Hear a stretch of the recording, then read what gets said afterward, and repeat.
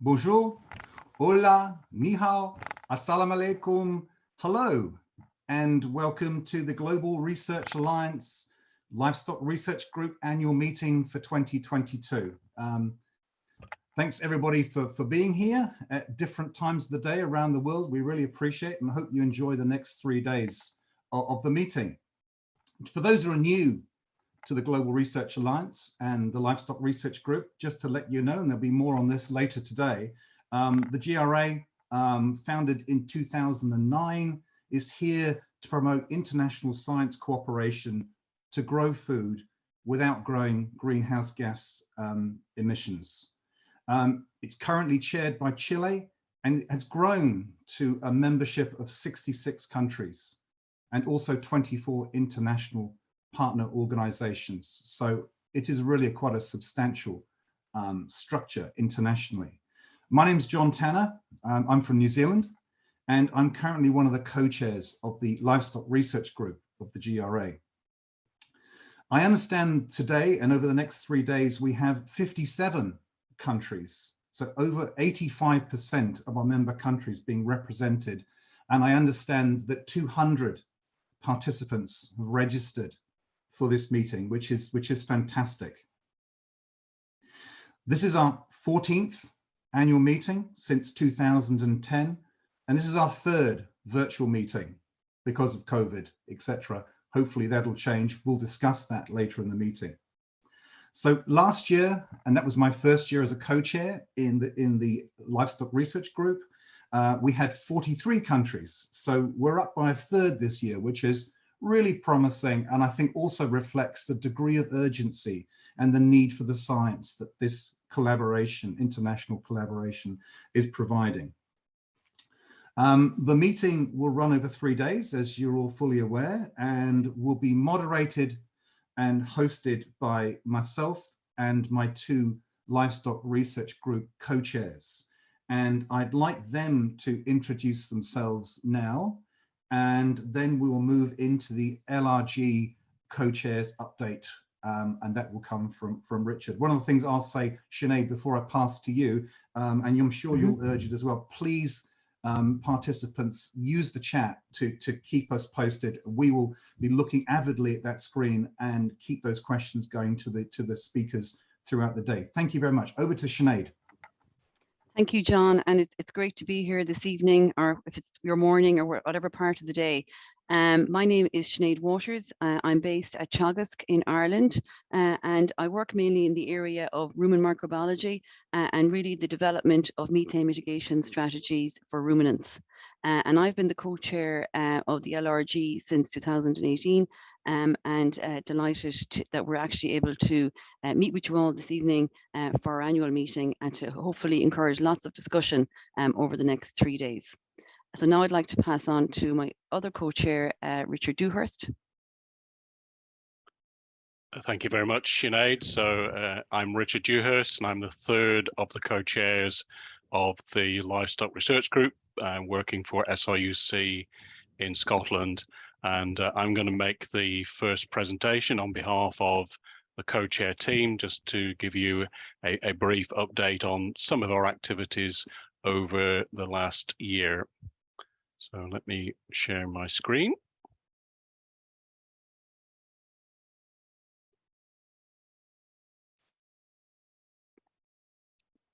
And we'll move on. So really my talk is in I guess 3 parts, the 3 sort of major activities of the LRG. And the first area is about the networks, and then I'll go and talk on about some of the activities, the broader activities within the LRG. So I guess for the networks, the main thing that's happened in the last year is a move back towards face-to-face meetings. When we presented last year, it was very much about online meetings, virtual Teams or Zoom meetings. We've now moved back to most of the networks having face-to-face meetings. So as you know, we have 5 networks within the group.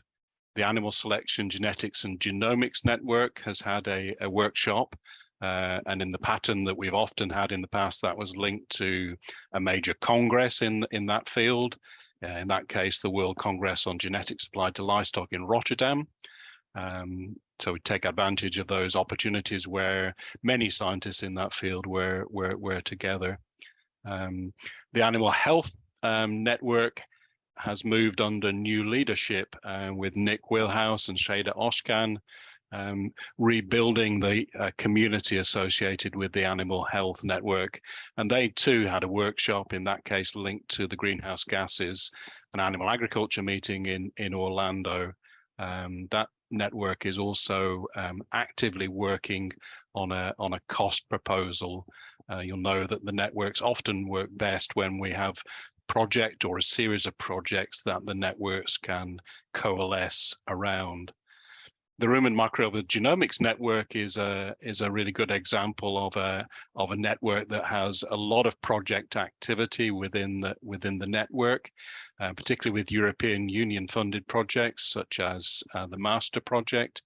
And a really exciting new project that's been kicking off in the last year is the Hollow Ruminant Project, which has both greenhouse gas elements, looking at the microbiome in relation to greenhouse gas, but linking that to microbiome associated with various animal health traits, and thus indirectly greenhouse gas emissions through the consequences of animal health.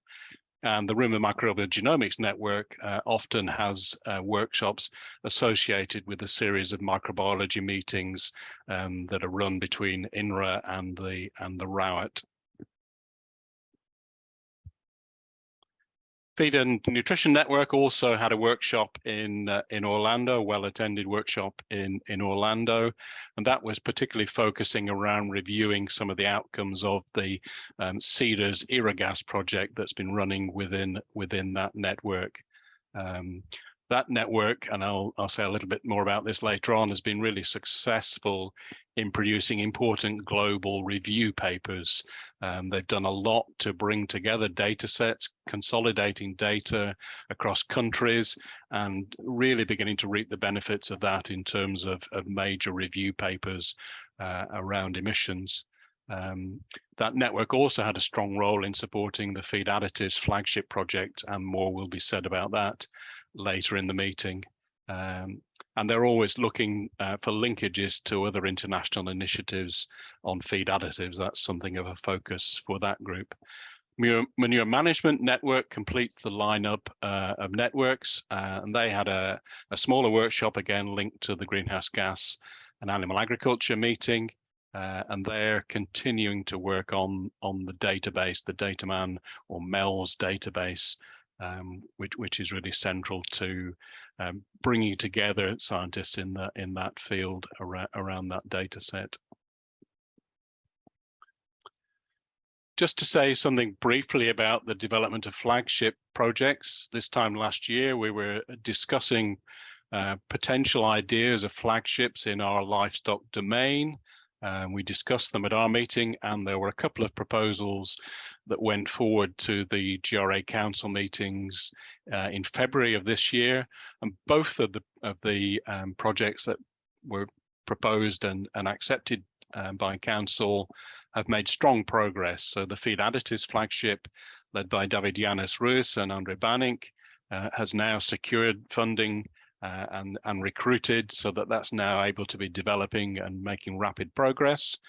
And the Rumen Culturomics flagship, led by Sharon Hughes from the UK, I understand it's looking quite promising for there to be some funding to make some tangible progress on that project. But I'll leave David and Sharon to say more about those projects later in the meeting. So a big part of what we're wanting to do in the Livestock Research Group and through the networks, which are the engine room of the group, are activities that bring together collaboration and encourage cooperation between groups and try to help in prioritizing some of the research areas. So I've listed on this slide some of the key areas and activities. Databases is one thing that our networks do really well. Some of the networks hold key databases, key global databases around enteric methane emissions research, around manure emissions research, and also around rumen microbial genomes, and bringing all of that together and trying to consolidate information across partners.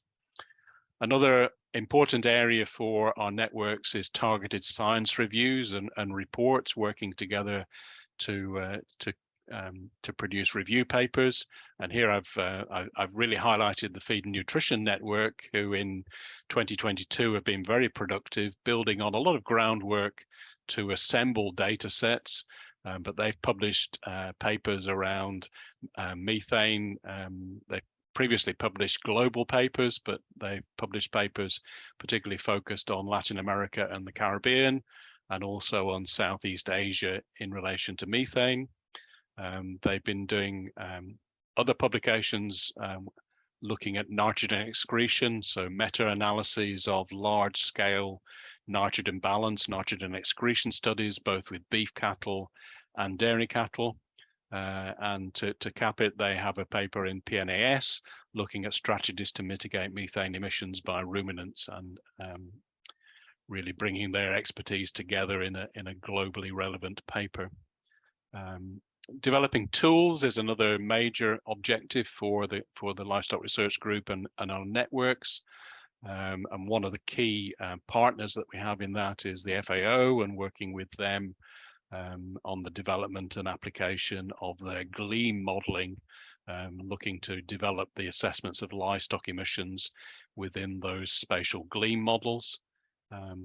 And another area to highlight is promoting collaborative funding. We're always looking and interested to talk with partners about opportunities to collaborate around funding opportunities, to encourage funding opportunities that would allow researchers in different countries and to work together on their research, to consolidate it, to make it more efficient, to avoid duplication, but to focus it on key areas. And GRA has had some success overall in supporting the involvement of researchers from low and middle income countries in some of these project calls, particularly the European Union funded ERANET calls. We've also been working with Ireland and with New Zealand, and encouraging there a joint call for those two countries, with a big emphasis on pasture-based ruminant production systems to work together. So bringing together common interests in a collaborative funding call. So if there are other opportunities of that type, then that would be good to talk about within the meeting.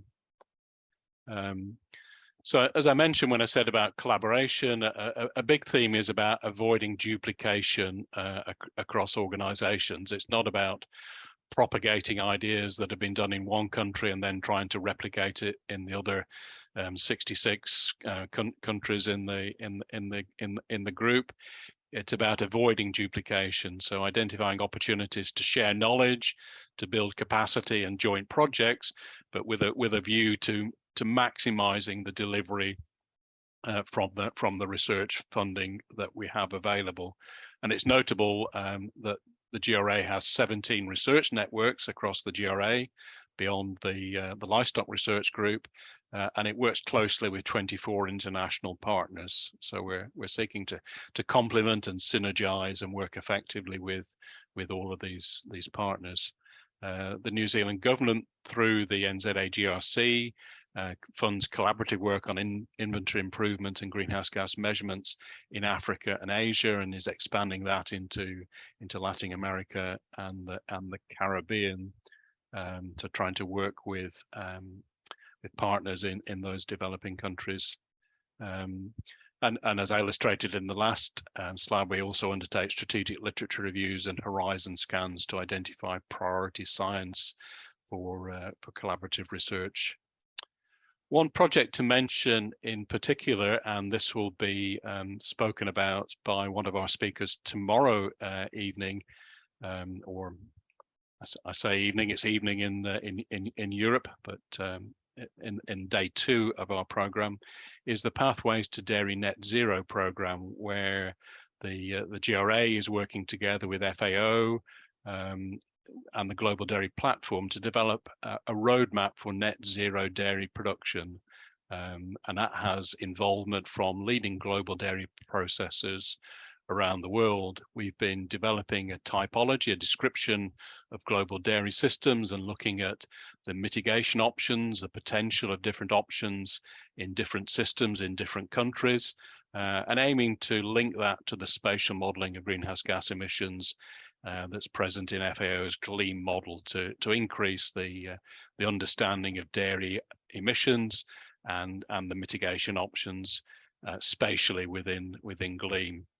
And that's involved initially focusing on Pakistan, Kenya, Uruguay, the UK, and the US to drill down in more detail, more regionally within countries. And that project has had a major presence at the COP meetings and other global meetings associated with COP and more widely. It was launched at COP26 in Glasgow. There will be some presentations at the COP meeting in Egypt, and we're aiming by the COP meeting next year to have much more of the spatial modeling completed and a clearer insight. In this slide, I just wanted to list a few opportunities and gaps from, I guess it's a personal view around some of these things. Later in the meeting, we'll talk about things that we'd like to develop within the LRG and within the networks, but just to give a few thoughts on that. We're always looking for better ways to engage with low and middle income countries in any of our activities. As you get into this area, you realize that there are many big wins in the productivity area, in things like nutrition and animal health that are really important in these countries, and funding is often a constraint there. And so trying to develop that thinking is part of our thinking. Livestock Research Group is one of a number of research groups within the GRA more broadly, and we need to link with other research groups, particularly the integrative research group that focuses on some of the big topics like metrics and carbon sequestration that sit behind some of the narrower thinking about livestock emissions.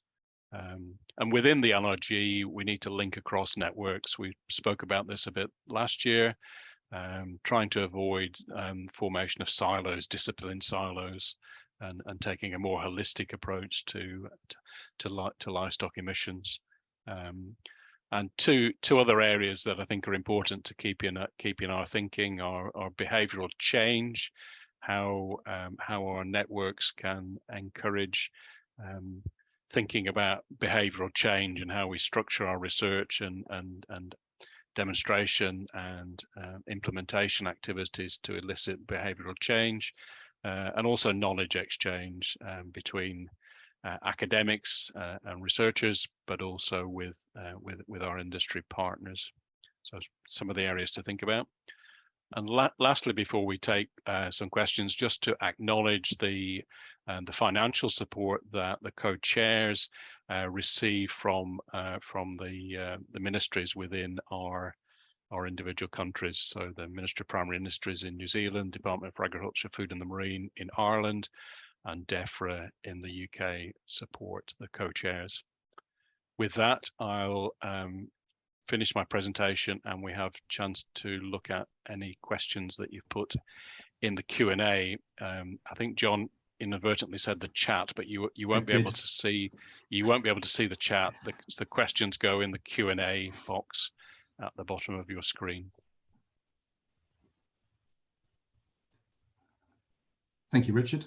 And I did say chat. If we can put the questions in the Q&A, that would be great. Haven't seen any questions coming in as yet, but just wanted to reflect on your point, Richard, that you made very well, is that, in the current global economic climate and the current issue around climate change and the need for science. The ability of the GRA and LRG to link resources between countries and use those science resources more efficiently couldn't be more important, I think, than today, because there are constraints around funding, and this is one way of bridging that economic gap. So that's just an observation from what you've just said. Yeah, Yeah, I think in the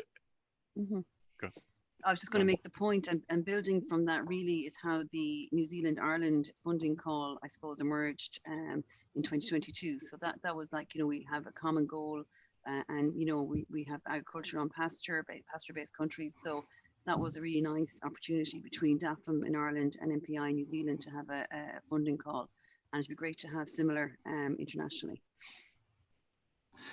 We've got a question coming here from Peter Lund in Denmark, and it's actually it's a very good question because it links to the next speaker. But what is the relationship between the GRA Livestock, LRG, and the Global Methane Hub? John, it's best if I cover that in the next talk. Yeah, okay, that's good. As I said, next talk's a good link. I was just going to go back to the point about duplication of effort. I mean, I think, if I think about the history of the nutrition discipline as an example, I think as researchers we have a kind of long history of techniques being developed in one country, and then experiments just getting replicated in multiple countries, like a domino effect. And I think by talking together and working out what we know and prioritizing things, we have a much better opportunity to do things efficiently by working across countries. But there's a real risk that somebody does something interesting in one country, and then 50 other countries look at that and everybody just replicates exactly the same thing, but without talking about it, it can be very inefficient.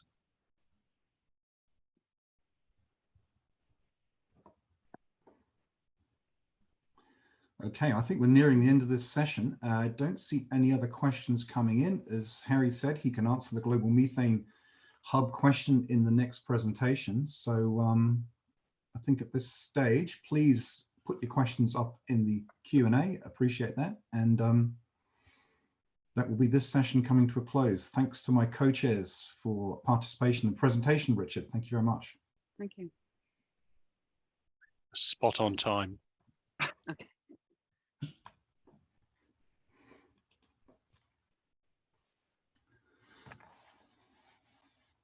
So, okay, I think we're moving on to the next section now.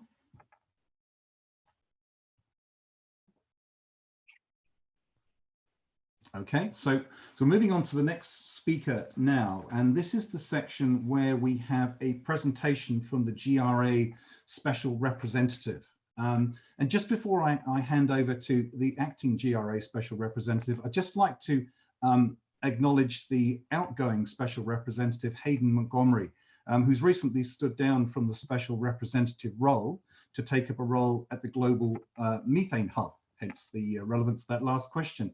And I think we'd all like to thank Hayden for many years of excellent service and wish him well in this very important job that he's going to in future. So I'd just like to put that statement there. And then I'd like to move on to the next speaker, who is incredibly well known to most people and most everybody on this call. Dr. Harry Clark is New Zealand's leading expert on agricultural greenhouse gases. Harry was the co-chair of the LRG until last year. And Harry, I think you said last year, and it's still the case, you've attended every LRG meeting since its inception in 2010. For those who know Harry, will know that he sits on many domestic and international science panels. He's heavily involved with the IPCC, and he contributed to the 5th and 6th assessment reports of the IPCC. Harry, I'm not sure what else I can say about it, except hand over to you to tell us what's happening as the acting GRA Special Representative. Over to you. Thank you, John. So for me in New Zealand, it's good morning. And yes, I think a word of explanation is required here, and it will actually answer Peter's question, and evening to you, Peter. Hayden Montgomery is so far has been the only special representative of the GRA. He was the inaugural one and so far only special representative. He was appointed in 2016 to act as the front and spokesperson for the GRA, and has been actively involved in promoting the GRA and promoting the aims of the GRA with getting greater collaboration across countries in agricultural mitigation activities. Now, Hayden has been, in his global activities, he obviously made lots and lots of contacts, and he has now moved on to be a fund manager at the Global Methane Hub. And so hence I can answer Peter's question that although Hayden has left the GRA as the special representative, he is now the Global Methane Hub's fund manager on agricultural issues, so that he isn't lost to the GRA, and he will be working closely with the GRA and looking at how the GRA and the Global Methane Hub can align their activities and work together in the spirit of collaboration that we try and do across the GRA. And so Hayden gave us notice that he was leaving around 6 months ago, and has been kind enough to have a wind down period over 6 months, where he's transitioned from his role as special representative through to a full-time role at the Global Methane Hub. New Zealand has committed to providing the special representative until mid-24, and a process is underway to appoint the special representative.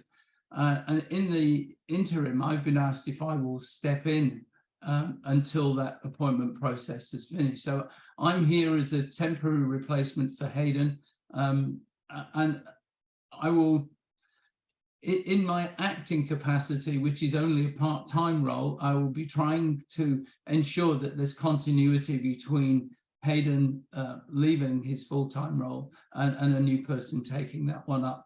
And so really I'll be just trying to focus on some key activities over the next few months, and trying to maintain that continuity. My first activity really is going to COP27 to represent the Global Research Alliance, and at the moment I will be involved in several activities all related to the GRA, but I do have some spare time. So just a plea for anyone, if there are activities that are being promoted at COP27, and if you feel that the presence of the special representative can help in those activities, please contact me. And I will be working across a number of the initiatives that have already been mentioned by Richard in his LRG presentation. And so that's really the brief introduction. So we will be working closely with the Methane Hub, Peter, and it'll be a very close relationship now that Hayden is a very important component of the Global Methane Hub. So what I'd like to do now is just to give a brief update on what has been happening at the high level with the GRA. And so this is an update on behalf of the Secretariat of the Global Research Alliance.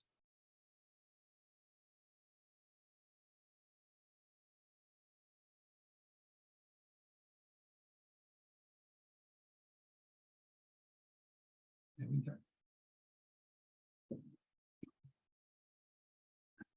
So every time we put this slide up, it seems that the numbers go up. Since last year, it was 65 members. It is now 66 members. The latest country to join was Kenya, and we welcome them wholeheartedly, because prior to joining, they have been a major player in some of the livestock research group activities. So it's very, very much welcome to Kenya. We've increased our partners and the number of projects, the number of workshops, etc. If anyone compares the numbers from last year, they've all gone up. And our fundamental structure is still the same. We still have our 4 research groups, all working to promote the aims of the GRA. And not to forget our partners, we'll soon need a slightly different format because we're running out of space for partners. And I think the the number of partners and the increasing demand for it to be an interest in becoming a partner of the GRA speaks to the influence that the GRA has been having. And I don't want to pick out any partners, any particular partners in there, but it's really good to see that there are, with the vast majority of those partners, there are active collaborations underway across the various research groups of the Global Research Alliance. And in keeping with the increased activities of the Alliance, to actually ensure we stay focused on those activities and can resource the activities across the GRA, the Secretariat has increased in size to ensure we can efficiently resource those initiatives. So we've now got another 6 people who've been added to the GRA Secretariat. These are not necessarily full-time, and they're people who are working in particular areas of the GRA. And Heather went, many of you may know because she previously worked at the New Zealand Agricultural Greenhouse Gas Research Centre and helped support the Livestock Research Group. We now have a very important initiative, Cliff Grads, which I'll talk about later. And we now have Bertha Kasonde, who has joined us based at the National University of Ireland in Galway, who is leading the administration of the Cliff Grads program. And we have an increasing scholarship and awards program, which is administered from New Zealand. And we have Veronica, Joanne and Shiloh all working on administering those scholarships. The GRA has an increasing presence in Africa, and one area where we didn't have much presence was West Africa, and we now have a person who is working out of Senegal to look at developing initiatives in West Africa. That's Sega, and welcome Sega. And we've always had a strong presence in South America, and we now have a South American chair, which is Chile, the current chair of the Global Research Alliance, and we welcome Sebastian, who is supporting INEA in its role as chair of the current chair of the Global Research Alliance. And again, continuing our long association with Uruguay, we have Nicolas Costa, who is working on a number of initiatives that are underway by the Livestock Research Group. And just when we look about chairing arrangements, the current chair is the hosting country is Chile, and our current vice chair is Spain, and we will continue the Spanish theme when Spain itself becomes the co-chair following the 223 meeting of the Global Research Alliance. So they are chairs designate, but currently it is chaired by Chile. New Zealand will continue hosting the Secretariat and continue supporting the Special Representative. That is agreed until the end of June 2024. A couple of major activities that are going on is the stock take across the GRA. What is the GRA undertaking? What has it undertaken? And what influence has it had? So there has been a stock take across the GRA, and that is currently being examined, and there will be reports on that stock take. I'll talk a little bit in a moment about flagship projects. These are the key projects that are cross GRA projects. They work across research groups, and a number of these are now getting underway. And I urge you to visit the Global Research Alliance website to look at the progress on these flagship projects. And again, going back to a research stock take, there is a working group on that one which has a plan for the outputs coming from that stock take. And then just to talk a little bit about flagships, these are major initiatives across the GRA where we're trying to focus on some key areas that provide opportunities for as many countries as possible to get involved in programs that we feel are going to make a key contribution to our mitigation activities in the agricultural sector. And as Richard said, there are some that are led out of the Livestock Research Group, but they're not exclusive to the Livestock Research Group. So the particular ones, we've got very successful meetings a couple of weeks ago around some of the work on the economics of cattle GHG mitigation, a cross-country initiative. The feed additives flagship, which, as Richard pointed out, now has got funding and is pushing ahead with its plans on a major report on the role of feed additives in reducing methane and how feed additive testing should be approached. And we have a number of others that are in the process of getting resources so that they can move ahead and be highly active and influential pieces of work. So I urge everyone to really look at the flagship details on the website and look for opportunities to get your country involved in these pieces of work. And just to look very, very quickly at what the flagship criteria are for anyone who's thinking, well, I really have an idea that I'd like to put forward as a flagship and look to see how we can get resources for that and get the partnerships are essential that meet the needs and the criteria for flagship. So that flagships need to have a defined timeline and they need to have an outcome of global significance. We're not looking for local locally focused pieces of work. These are pieces of work that will have global applicability. They also need to provide opportunities for GRA-wide involvement, and particularly where finance is not a barrier to being a partner. So looking for low-cost opportunities for broad participation. And they need to really be working on research that generates new knowledge from an identified community of experts within the Global Research Alliance. And to ensure that we're not just simply chasing initiatives where we don't have strong leadership, where funding is unlikely to be available to advance the flagship, we do look to try and have programs and projects that have got a clearly identified lead and have got at least some funding for some confirmed core activities, and that funding doesn't necessarily cash, but it could be, it has people who can do some of the work, and also there is some idea of around where avenues for obtaining funding are already identified, and there is an approval process for flagships that the template needs to be filled out. Already said that we need to have, because they're cross GRA, there needs to be identified support from at least 3 GRA member countries, and they must have 5 partners. And the council representatives will assess the flagships and they endorse these flagships. And endorsing that means that the council and member countries worldwide will try and look to see how they can resource that.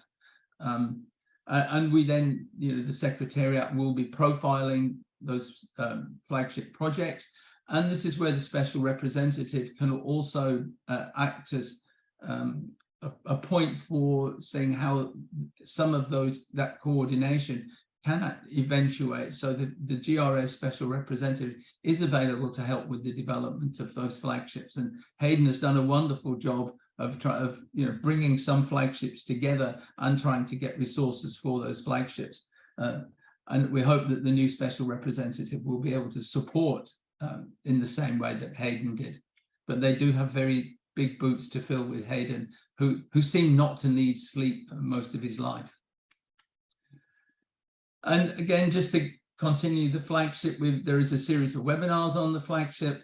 There was one just over a week ago, which looked at 2 flagships, the feed flagship and the and the flagship on economics of cattle mitigation.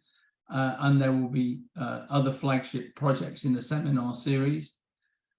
Just again, there is some quite newly active work going on in inventory training, and that work is right across GRA membership, goes right through to the Asian countries, Africa, and now into Latin America. So again, I urge you to look at that to see if there are opportunities to be involved in that.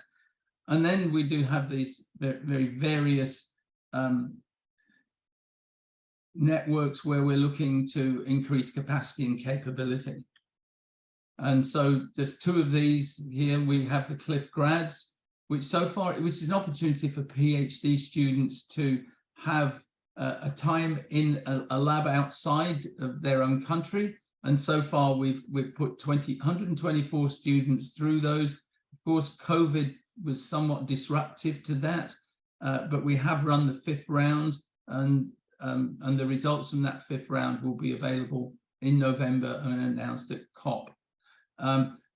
We also have another initiative which is across Africa, where we're providing resources for universities to undertake training for master's level students, and again disrupted due to COVID, but that is an active area of work to revive that and have the next set of awards for that one.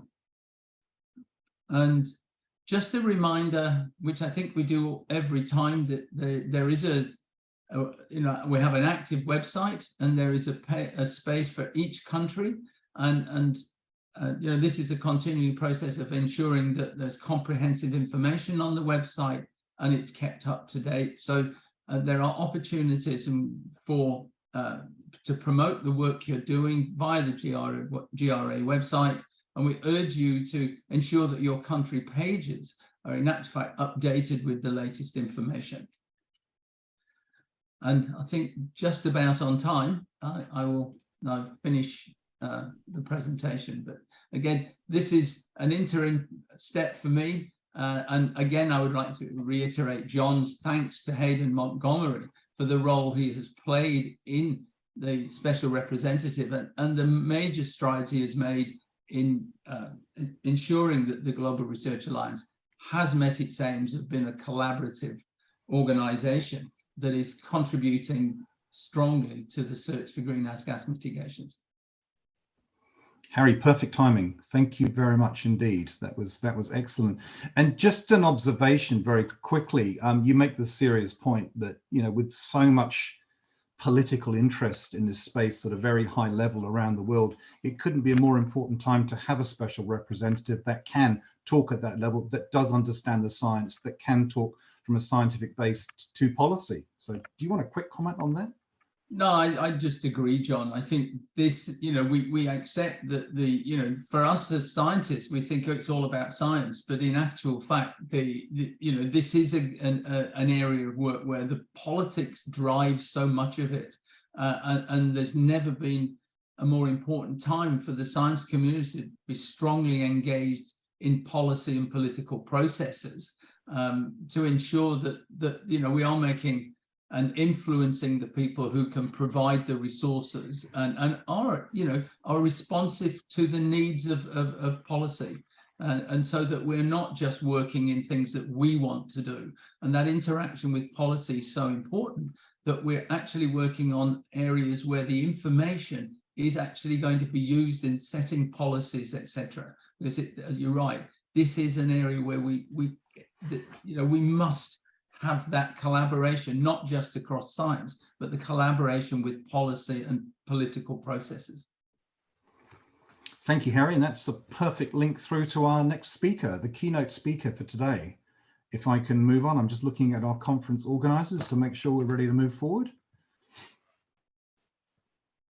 Okay, thank you very much. So our next speaker, and pertinent to Harry's comments he's just made there, I'd like to introduce to the meeting today somebody who's well known internationally in this whole area of climate change and agriculture, Dr. Andy Reisinger.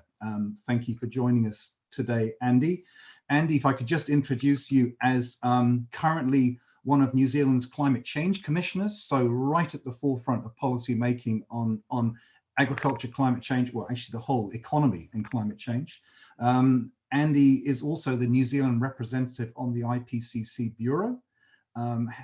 He's been the lead and coordinating author on 4 IPCC reports. Andy was the principal climate scientist at the New Zealand Ministry for the Environment, and he was also deputy director of the NZAGRC. So welcome back, Andy. And if I can hand over to you now, your presentation titled Methane Metrics and Mitigation, Insights from the IPCC Reports and Recent Literature. Over to you, sir. Thank you very much. Thanks very much, John, and hello, everybody. It's lovely to see some familiar names on the participant list and look forward to meeting new names. I'll just share my screen. So hopefully you can see that. So yes, I was to talk about methane metrics and mitigation.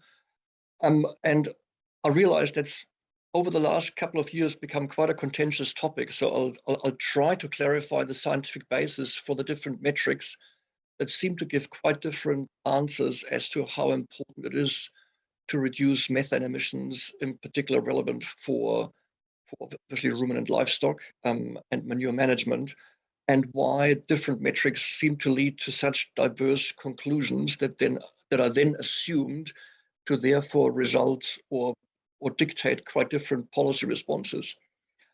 It's quite a contentious topic, and I realize that no single speaker can claim to give a perfectly balanced presentation. I can only give you what I think is sort of the scientific basis and origin of those differences, and I'm keen to then have your questions as a conversation following my presentation. So let's start with the uncontested scientific basis. The figure in front of you is a figure from the most recent report by the Intergovernmental Panel on Climate Change, Working Group 1 on the physical science basis. And it looked at how much different gases have contributed to the warming that we've seen over the last 150, 170 years or so. So the world has warmed by about 1.1, a little bit more by now, 1.1 degrees since 1850. And as you can see, red circled, carbon dioxide has been the dominant contributor to that warming, carbon dioxide released by human activities, that is, followed closely by methane from human activities. So about 0.5 degree of the total warming is due to methane emissions to date. And then there's a long list of other gases and contributors such as aerosols, some of which have a cooling effect, others have a warming effect. But you can see quite clearly from that summary that carbon dioxide and methane are the 2 most important greenhouse gases by far from human activities. And it follows immediately that reducing emissions of those 2 greenhouse gases is essential if we want to limit warming, especially to 1.5 or 2 degrees as stipulated under the Paris Agreement. But we need to understand how carbon dioxide and methane differ in their contribution to warming. The graph you see on the screen now compares how much warming is caused if we emit 1 ton of methane in blue or 1 ton of carbon dioxide if we emit it today over the next 300 years or so. And the striking information you get from this is that methane is by far a more important greenhouse gas than carbon dioxide, ton for ton. So even though methane is short-lived, as you will know, the initial warming pulse that's caused by every ton of methane that we emit percolates slowly throughout the climate system. There's a bit of heat going into the ocean, which then comes back up again out of the ocean. And as a result of that, a ton of methane emitted today, even though its atmospheric lifetime is only 12 years, still causes more warming in the atmosphere in the year 2300 than a ton of carbon dioxide emitted today. So the main saving grace that we have is that we emit far less methane than we emit carbon dioxide.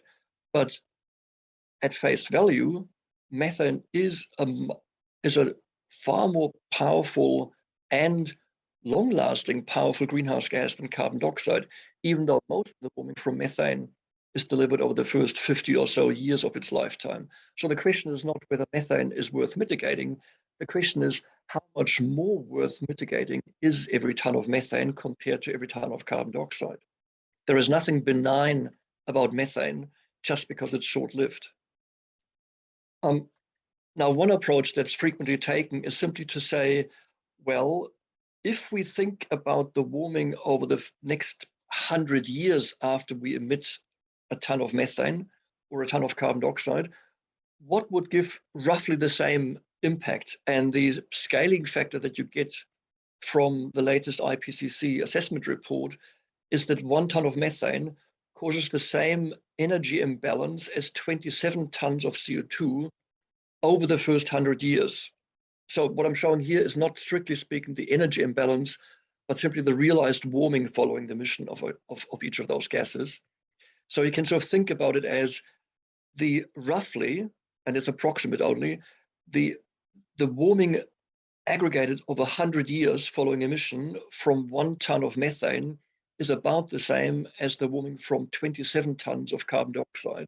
And that's the basis for the global warming potential with a lifetime of 100 years. What we call the CO2 equivalent emission is simply the amount of methane we emit multiplied by the global warming potential with a lifetime of 100 years. And that's currently 27 based on the latest IPCC assessment report, although you will see a lot of studies that use 25 or 28 because these are the numbers that were derived from earlier IPCC assessment reports. So that's the simplistic equivalence between methane and carbon dioxide that the global warming potential provides. But you can also see from this figure that this equivalence is quite crude. It's only the average warming over 100 years. If you care more about the near term or care more about beyond 100 years, you will get a different equivalence factor. But that's not where sort of the issue stops. In a way, the most critical thing that has given rise to the new metric GWP star that I'll talk about in a minute is the question, what happens if we emit methane year on year as compared to if we emit CO2 year on year? Because by and large, we don't choose to run a livestock herd this year and then don't run a livestock herd next year.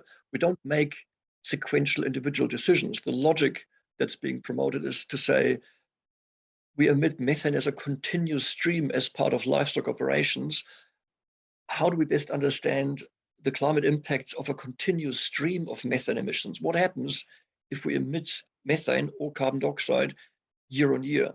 And that's where the different shape of those curves, the short-lived nature of methane and the long-lived nature of CO2 becomes highly relevant.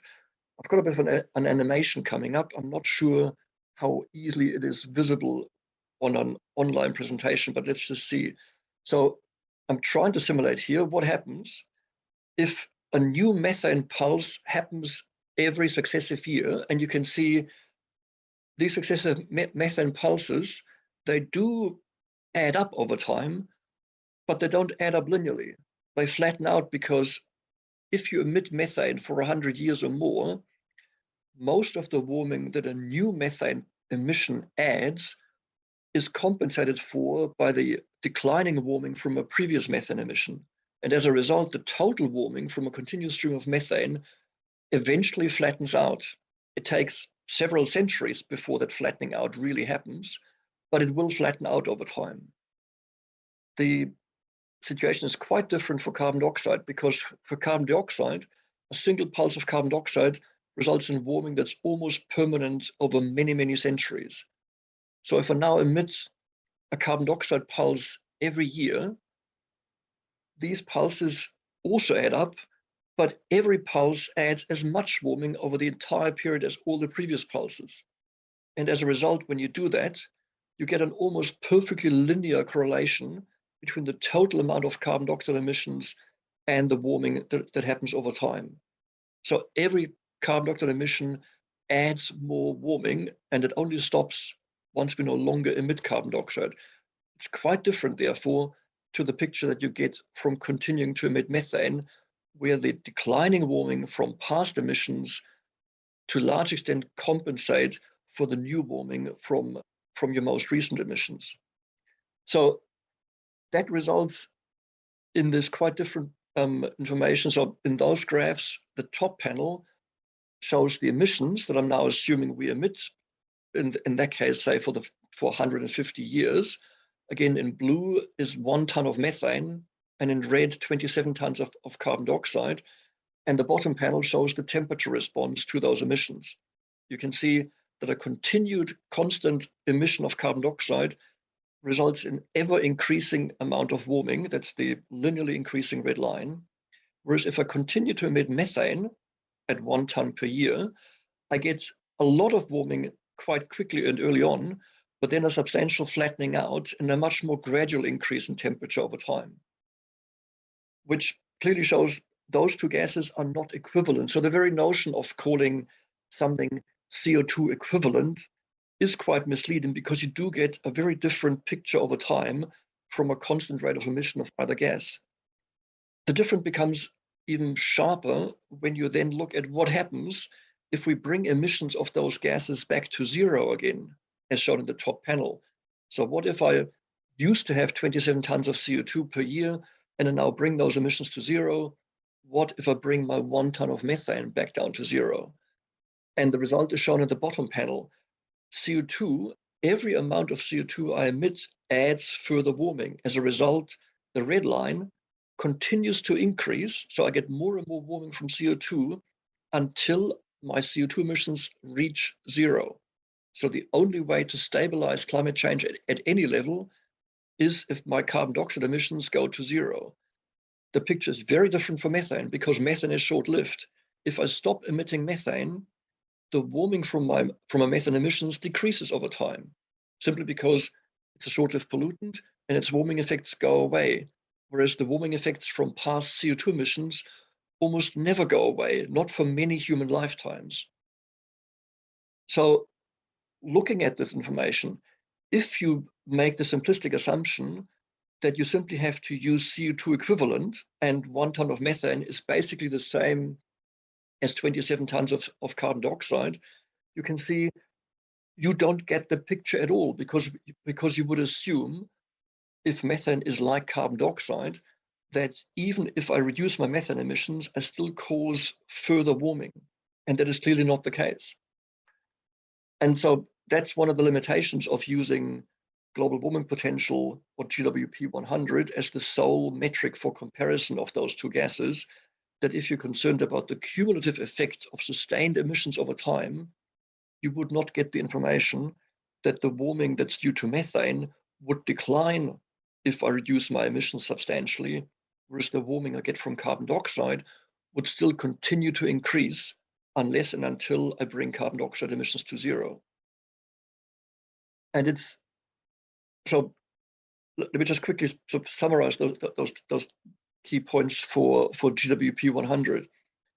As I showed you before, it does capture the average warming over a century, but it does not capture the change in warming during this time. And as you can see on the left-hand side, bottom panel, GWP understates the warming that I get from continuous methane emissions for the first century, but then overstates the warming that I get beyond that. And that's because GWP evaluates the warming effect from each methane emissions on its own merit.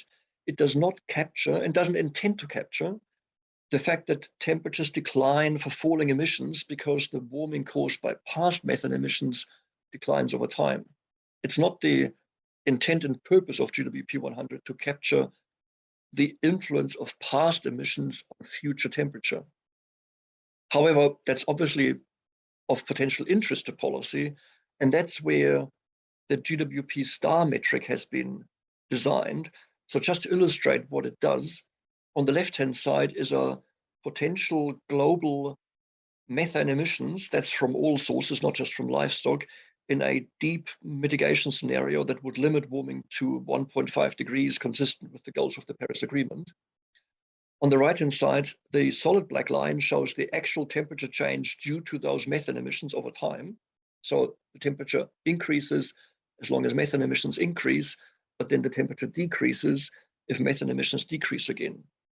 If you incorrectly assume that methane behaves like CO2, simply multiplied with GWP 100, you would think that the temperature due to methane behaves like the dashed line, or the dotted line, which means the temperature would continue to increase unless and until methane emissions go to zero, and that is simply incorrect. Whereas GWP star is a metric that takes the warming from past emissions into account, as well as the warming caused by future emissions, and that metric captures much more closely the actual warming as simulated by a climate model. So I don't want to go into technical details around GWP star, but just to say it's been designed to be applied to a time series of methane emissions, not just to an individual pulse, whereas GWP 100 is primarily designed to understand the warming from an individual pulse of methane, not to a time series. But more importantly, GWP star evaluates each emission relative to prior emissions. So it aims to capture relative temperature change compared to the temperature caused by previous emissions. And I've written down a formula for how the CO2 warming equivalent using GWP star is calculated. And you can see it consists of a component. It still uses GWP 100 as a scaling factor. It then uses your current methane emissions, so that's CH4 at the time T, as of which is meant to be now, but then subtracts almost the same amount based on the methane emissions 20 years earlier. So the key point is that GWP star tells you the impact of a methane emission relative to the declining warming you get from the fact of having previously emitted methane, and the warming from that emission is now going down. And that gives you a very easy tool to predict the overall warming over time from a time series of methane emissions. Now, why is that leading to so much trouble, basically, in the interpretation of where do we go with this? How is it useful? Greenhouse gas metrics in general should simply answer the question, how much does emitting a given quantity of methane contribute to climate change compared to emitting a given quantity of carbon dioxide? Now, the issue is that this simple question can actually be interpreted in two fundamentally different ways. One way is that we mean by this question, how much warmer is the future climate going to be with these emissions compared to without those emissions? And of course, if that's what you mean, all greenhouse gas emissions always make the climate warmer than it would have been otherwise, because greenhouse gas emissions are warming emissions. Every greenhouse gas emission, whether it's short-lived or long-lived, makes the climate warmer than it would have been otherwise. It also follows that all greenhouse gas emissions that we can avoid would reduce the amount of climate change that the world will experience. Now, that's the sort of question that's behind a metric like GWP 100, the conventional global warming potential. However, one could also interpret the question as saying, how much warmer is the future climate going to be with these emissions compared to some reference level? So how much additional warming will these emissions cause compared to where we are now? And that's where we get the sharp differentiation that reducing long-lived greenhouse gases still creates additional warming until those emissions reach net zero. Whereas if we reduce short-lived greenhouse gases like methane, that can actually reduce the warming below the current level. And it's important to understand, these are fundamentally different questions of what do you want to know? The fact that you get different answers from different metrics is because they're aligned with different questions, not because one metric is correct and the other one is wrong. So just to illustrate that, on these graphs, I'm showing you again in red carbon dioxide and blue methane. The left-hand panels are illustrated global emission trajectories in a deep mitigation scenario to limit warming to about 1.5 degrees. So carbon dioxide has to go to zero and below zero in those scenarios, whereas the agricultural methane emissions, or livestock methane emissions in that case, are expected to reduce substantially, but certainly not go to zero. The middle panel shows the model temperature and compares for reference the model temperature in 2020. So you can see that carbon dioxide, the warming due to carbon dioxide, would still increase above where it is in 2020, even though carbon dioxide emissions go to zero and even fall below zero. Whereas the warming due to methane would very quickly fall below the current level of warming caused by methane emissions in 2020. So that's the sort of information that GWP star tells you.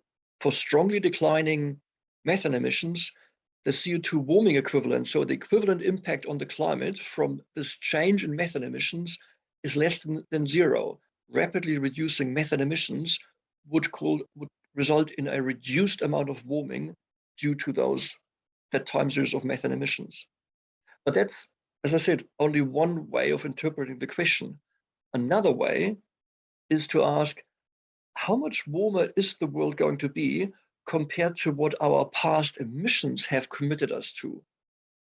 For carbon dioxide, that's almost the same because past emissions result in an almost constant amount of warming. So again, that's almost the same. But for methane, the information is quite different because the warming caused by past emissions would decline quite strongly. That's the thin curve in the middle panel. So the warming caused by future methane emissions is strongly positive, not negative, because emitting methane from now on will make the world a lot warmer than it would have been if we had not emitted methane from now on. And so that's more what GWP 100 captures. Any and all amount of methane emissions cause warming, and therefore the CO2 equivalent amount of those emissions is greater than zero. So you get this sharp contrast that for declining methane emissions, GWP star tells you that it's actually a declining warming relative to the warming caused now, whereas GWP 100 tells you that methane emissions still cause a substantial amount of warming compared to those emissions not occurring. So that's the fundamental conceptual difference that's behind how those metrics tend to be used in the literature so far. And you can, of course, now use that information. So in the IPCC assessment by Working Group 3, we refer to the warming that's caused relative to the warming by past emissions. So the additional warming that's linked to emissions that we could yet avoid in the future, we call that marginal warming. And you can see from this graph, so that's the difference between the thin and the thick blue and red lines. You can see that the marginal warming from methane emissions from livestock is substantial. It's more than a third of the total warming of all carbon dioxide emissions in these deep mitigation scenarios. And that's, of course, the amount of methane that we can still address by implementing mitigation measures. And that's a strongly positive warming that we could try to avoid and that we have to try to minimize if we want to minimize global warming. Now, you can still use GWP 100 or in fact GWP star to simulate how much warming those future emissions would cause. And I've done this in those curves, and you can see that actually, frankly, neither of those metrics do a terribly good job in simulating the actual warming if you're concerned with the warming caused by emissions from 2020 onwards. It's important to realize that you can use GWP star to simulate this warming, but only if you start with zero emissions prior to 2020, because that means I only care about the warming caused by future emissions. I'm not taking into account how much warming past emissions have caused and how much that past warming is naturally declining because methane is a short-lived gas. So to circle back to the policy relevance of that, if we want to inform mitigation measures, we need to know about the effect of future emissions and the benefit of avoiding those emissions. For that, we do need a marginal metric, such as GWP 100. It could be other metrics like the global temperature change potential, GTP, or we can use GWP star, but only if we start with zero emissions at the time from which we want to know the warming effect of those future emissions. That approach tells us how much warming we could avoid if we avoided a given methane emissions in future, and it therefore can help inform decisions about what efforts would bring comparable climate benefits to reducing CO2 emissions or nitrous oxide emissions. But we have to be clear that this approach is concerned only with the effect of future, and therefore still avoidable emissions on the future climate. It doesn't take into account the warming from past emissions. But as I said before, you could want to know how much warmer is the future climate going to be compared to some reference level. Now, that sort of question is relevant because it might help us tell a story about what sustained level of methane emissions might still be considered sustainable. I don't think there's an easy absolute answer to that, but I mean, it's a good thing to know that warming doesn't increase further. It doesn't tell us how low methane emissions should go, but it might be relevant to take that into account. But we have to be clear that that answer depends strongly on past emissions, because the same level of future methane emissions would result in declining temperature if past emissions were high, and we're therefore reducing our methane emissions, but would imply increasing temperature if past emissions were low. And that's why that approach has very strong equity implications, because it would imply that past high emitters would get an extra credit for reducing the contribution to climate change simply because their past emissions were high, even if their future emissions are still substantial, whereas countries with historically low emissions might be considered to be problematic because they result in increasing temperature, but only because their past emissions were low. And for me, but that's a very, very personal judgment. It goes back to simply the question, is not making it even worse, which is, no additional warming, even a relevant goal for a short-lived pollutant? And I mean, with due apologies for anybody who does not drink alcohol, I often use the analog.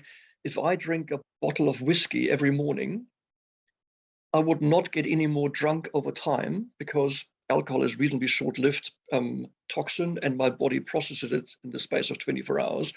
So I can drink a bottle of whiskey every day for breakfast, and I would not get any more drunk over time. So I could claim that I'm alcohol neutral simply because I don't get any more drunk over time. But this would tell me nothing about whether I'm fit to drive a truck down the highway, because whether I get any more drunk is a very different amount of information compared to, am I drunk? Am I fit to operate heavy machinery? So that's really important to keep in mind. What's your question, and why do you think your question is relevant for setting a policy objective? And I just want to close with a last reminder how important it is to mitigate agricultural non-CO2 emissions to achieve global climate objectives. Just to illustrate, here's again 2 graphs from an illustrative pathway that would limit global warming to 1.5 degrees. On the left-hand side, fossil CO2 emissions that have to reach 0 in order for the climate to stabilize, and modeled declines in global agricultural non-CO2 emissions. If alternatively, we decide that actually now food security is paramount, technology is too hard, we have to allow agricultural non-CO2 emissions to increase along business as usual trajectories. If we still want to limit warming to the same amount, to 1.5 degrees, our fossil CO2 emissions would have to reduce much, much more rapidly and become negative well before the middle of the 21st century to result in the same amount of overall warming. So there's a real penalty to be paid if we don't mitigate agricultural non-CO2 emissions by having to reduce CO2 emissions much more. It's to the tune of roughly 250 gigatons of CO2 that we would in addition have to reduce to still have a feasible chance of limiting warming to 1.5 degrees.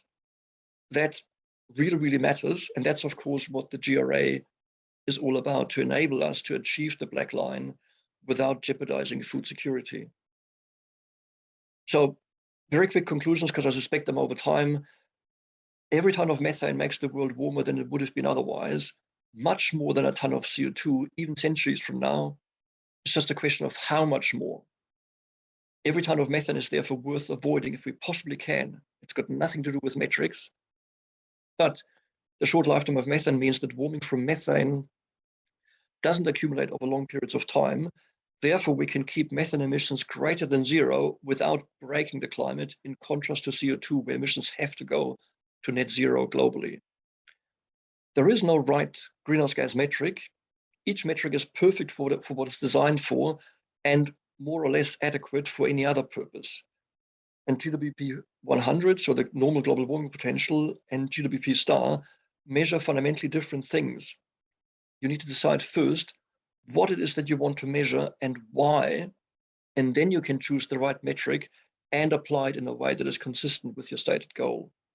And that's where the real challenge lies. And that's, I think, where much of the public discourse that we're hearing about greenhouse gas metrics and how they mean agriculture is targeted unfairly, etc., comes from not disclosing clearly what you think an adequate measure of ambition would be for the agriculture sector as its contribution towards addressing climate change.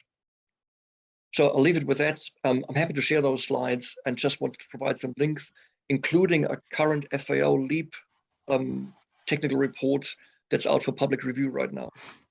Thanks very much. Thank you, Andy. Thank you for a very, very clear presentation. And we've got about 5 minutes for questions before the break at 1/2 the hour. I've got a question here from David Yanez Ruiz in Spain, who thanks you very much for the clear and illustrative presentation.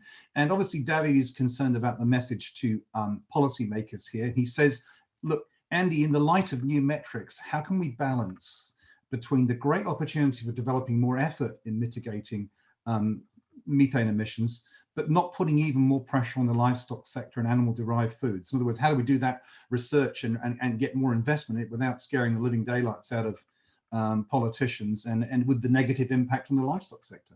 Any thoughts?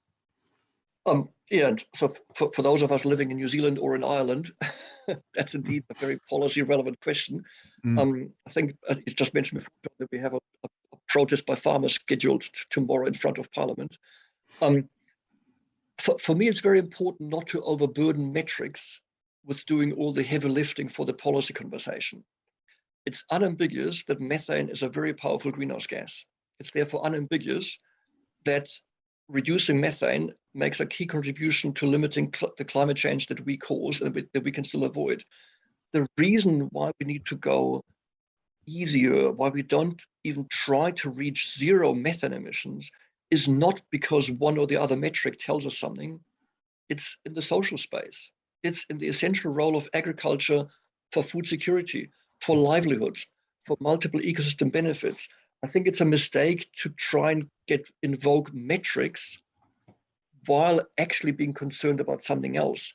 If we're concerned about rural communities, we should say so. We shouldn't use a metric that doesn't actually talk about rural communities as the reason why rural communities are doing it too hard or are doing it too easy. GWP star also makes very clear future methane emissions make a massive contribution to future climate change. If we can possibly avoid them, we do a world of good. But it doesn't mean, I mean, in the opening sort of segment, you mentioned the dairy net zero initiative. I think it's potentially problematic, this drive to go to net zero for every single sector. Not every single sector can reach net zero plausibly unless you plant a lot of trees on somebody else's land.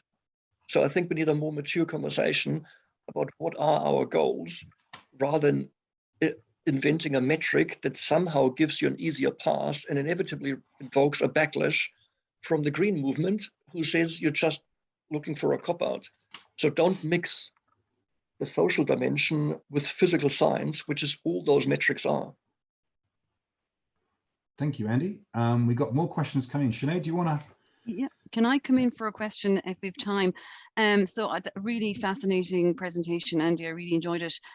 Just coming in there on following on from David's question, in Ireland we have very challenging targets to meet by 2030, like other countries. And I'm just wondering about we talked there about methane and maybe the metric GWP 100 not being entirely appropriate for methane emissions, and maybe GWP star is more, or a different metric that could potentially be used down the line. And I'm not saying it for a cop out, but do you think that pooling all the greenhouse gases into one GWP 100 is appropriate, and could we potentially use another target for methane? Because currently they're all pooled together in terms of reaching our targets for 2030. I think it would be better to have a separate target for methane. I'm just wondering about your feelings on that, or your thoughts. So it is entirely feasible and highly useful to set separate targets for different gases, simply because you avoid comparing apples and oranges. Yes. However, so New Zealand has done exactly that. New Zealand has a separate target for methane in legislation. However, the consequence of that is that you lose the flexibility. And of course, the reason why farmers are now protesting is because the separate methane target stings, because you must meet it. You cannot use planting trees or doing anything else to meet the target. If you have a separate target, you must reduce your emissions of that gas by that amount. And there's a real benefit of having economic flexibility by saying, actually, that target seemed like a good idea. It now turns out to be quite tough to meet. I wonder if I could do something else. If you set a separate target, you cannot do something else because you have this target. And so there is a real danger that I think we need to think about carefully. Is it worth it? And I mean, I didn't go into the details, but actually the problems from trading off methane against carbon dioxide are not nearly as big as they're sometimes made out to be if you're in fact concerned only with the warming effect from future emissions. It's not nearly as dramatic as sometimes people claim it to be. But absolutely, setting a separate target removes all ambiguity, but it also removes all flexibility. And in the world where mitigation options are still emerging, where farmers are still learning how to manage greenhouse gas emissions, because frankly, most farmers have not yet had any policy incentive to actually care about the greenhouse gas emissions. As we're learning what's actually feasible, once you take it seriously, flexibility is a good thing.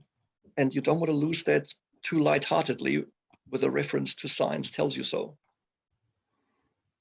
Thanks, Sandy. We have a question in the Q&A now from Patricia Rishi, asking really about the implications of this for reducing emissions intensity or reducing total emissions, as another way of looking at the metrics questions. How does that play over into emissions intensity versus total emissions?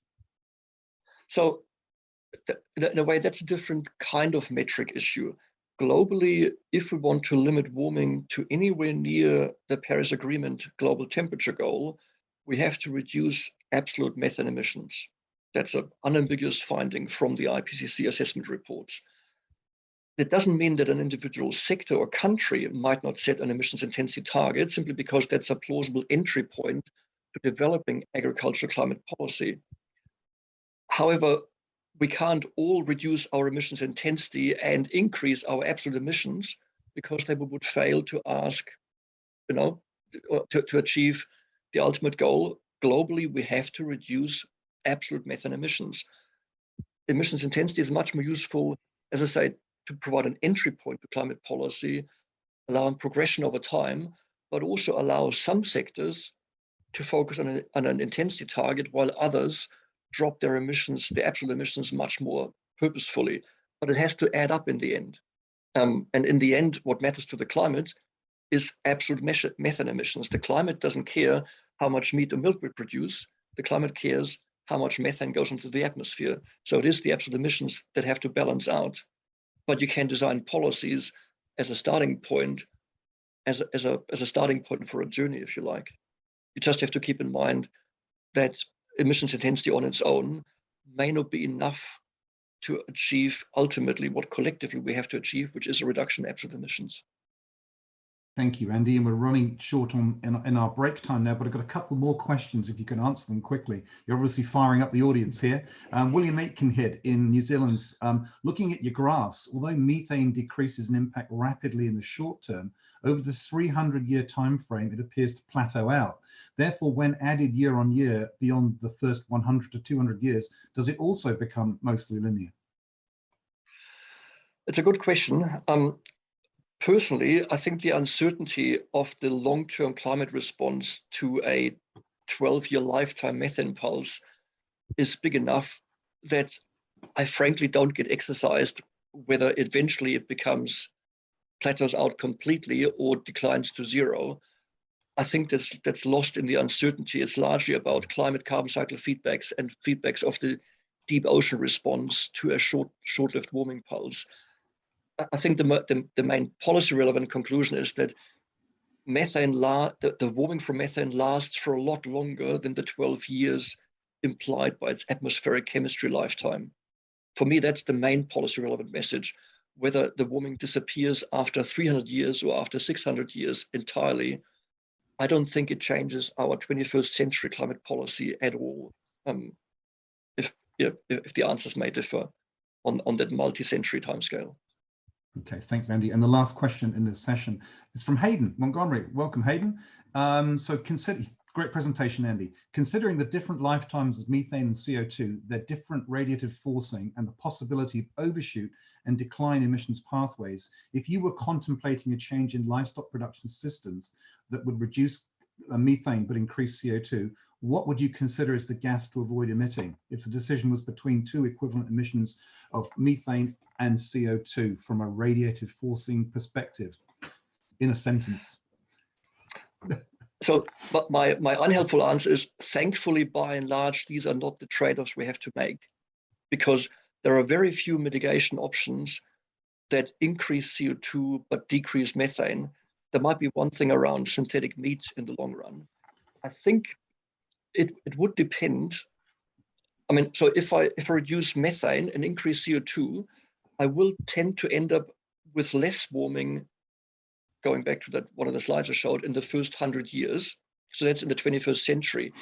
If I think my global climate policy will achieve close to net zero CO2 emissions, then I would take the reduced methane emissions and expect that I can deal with the increased CO2 emissions as part of my global policy to implement carbon dioxide removal at scale, which I have to assume, otherwise we're not getting our global CO2 emissions under control.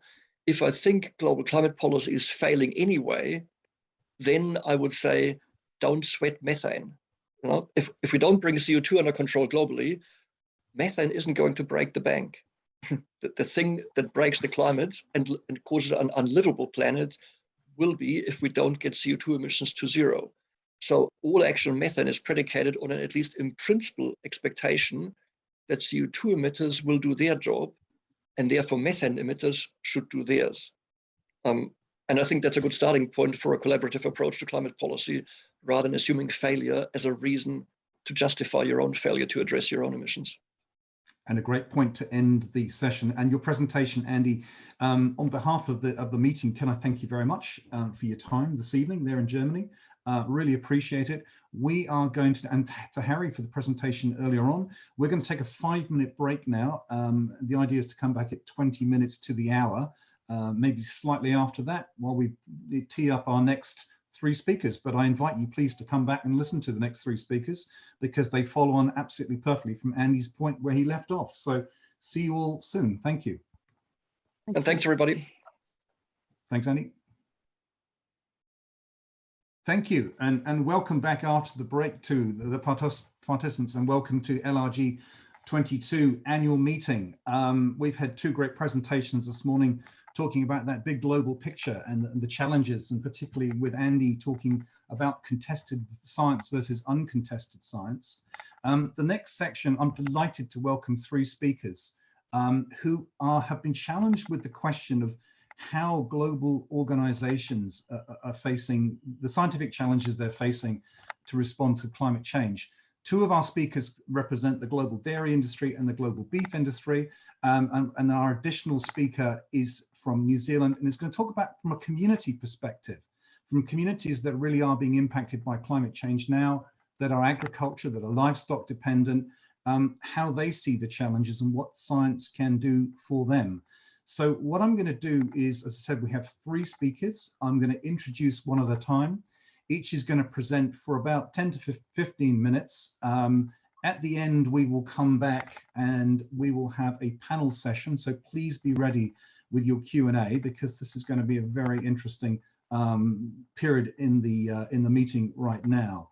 So what I'd like to do first of all is just mention the fact we have Donald Moore from the Global Dairy Platform. We have Rory Peter from the Global Roundtable on Sustainable Beef, and Pania King from Kiriroa Station here in New Zealand. So if I can ask Donald to be ready to present. And Donald is the Executive Director of the Global Dairy Platform, which is the industry body that represents the world's major dairy companies. I think 95 was the figure I saw last, Donald, so that's a pretty major representation. I've come to know the GDP in the last year as we work with them on their Pathways to Net Zero program, and you've heard Richard mention that earlier on today. So Donald, over to you. How is the dairy industry looking to make a difference in the world? Thank you very much. Fantastic, and thank you, John, for the opportunity to come and be part of today's meeting. It's an honor to be able to speak to this group, and I did manage to catch the tail end of Andy's presentation, so it was a very useful backgrounder for me as well. I do have some slides I would like to share, if that's all right with you. So let me see whether I can mess this up or whether I can share my slides. Okay, I'm hoping that I'm sharing the right screen. If I'm not, can you please let me know? I thought what I would do to start off with was I would just give a little bit of background on the Pathways to Dairy Net Zero initiative. I heard Andy's comment on it earlier. I heard it must have been mentioned earlier in today's session, but I thought it might be useful if I explained to you what we're trying to do within the global dairy sector by way of background. And then I want to talk a little about the challenges we're facing in 2 areas. I know in particular you're interested to hear about some of the scientific challenges, and I'm happy to go through that as well. But I think it's worth you understanding some of the political and pressures and challenges that those of us who work in the dairy sector, and I'm pretty sure the same will apply to Rory in the beef sector, but some of the political and indeed regulatory challenges we're starting to face. Often those challenges are not necessarily supported by science, but we're having to respond to them nonetheless. The dairy sector, just by way of background, you probably know this. There are 133 million dairy farms in the world. The average farm size is 3 cows. If you look at farms with more than 100 cows, you're less than 1% of the dairy farms in the world. There are some 600 million people living on those dairy farms around the world, and if you add into that or onto that those people who derive their livelihoods from dairy, both upstream and downstream from the dairy farm, you get about another 400 million people. So this is an industry that supports the livelihoods of about 1 billion people around the world, let alone the 6 billion people who regularly consume dairy products as part of a healthy diet. So what we often say is we know the good dairy does in the world. We know what dairy does from a nutritional perspective. We know what it does from a health perspective. We know what it does from a livelihoods and economic growth, a rural development perspective. We know that there are 37 million dairy farms in the world led by women, with 80 million women out of a total employment of 240 million people in the world. So we know dairy is good for gender equality issues, etc., etc. So we know all the good that dairy does in the world.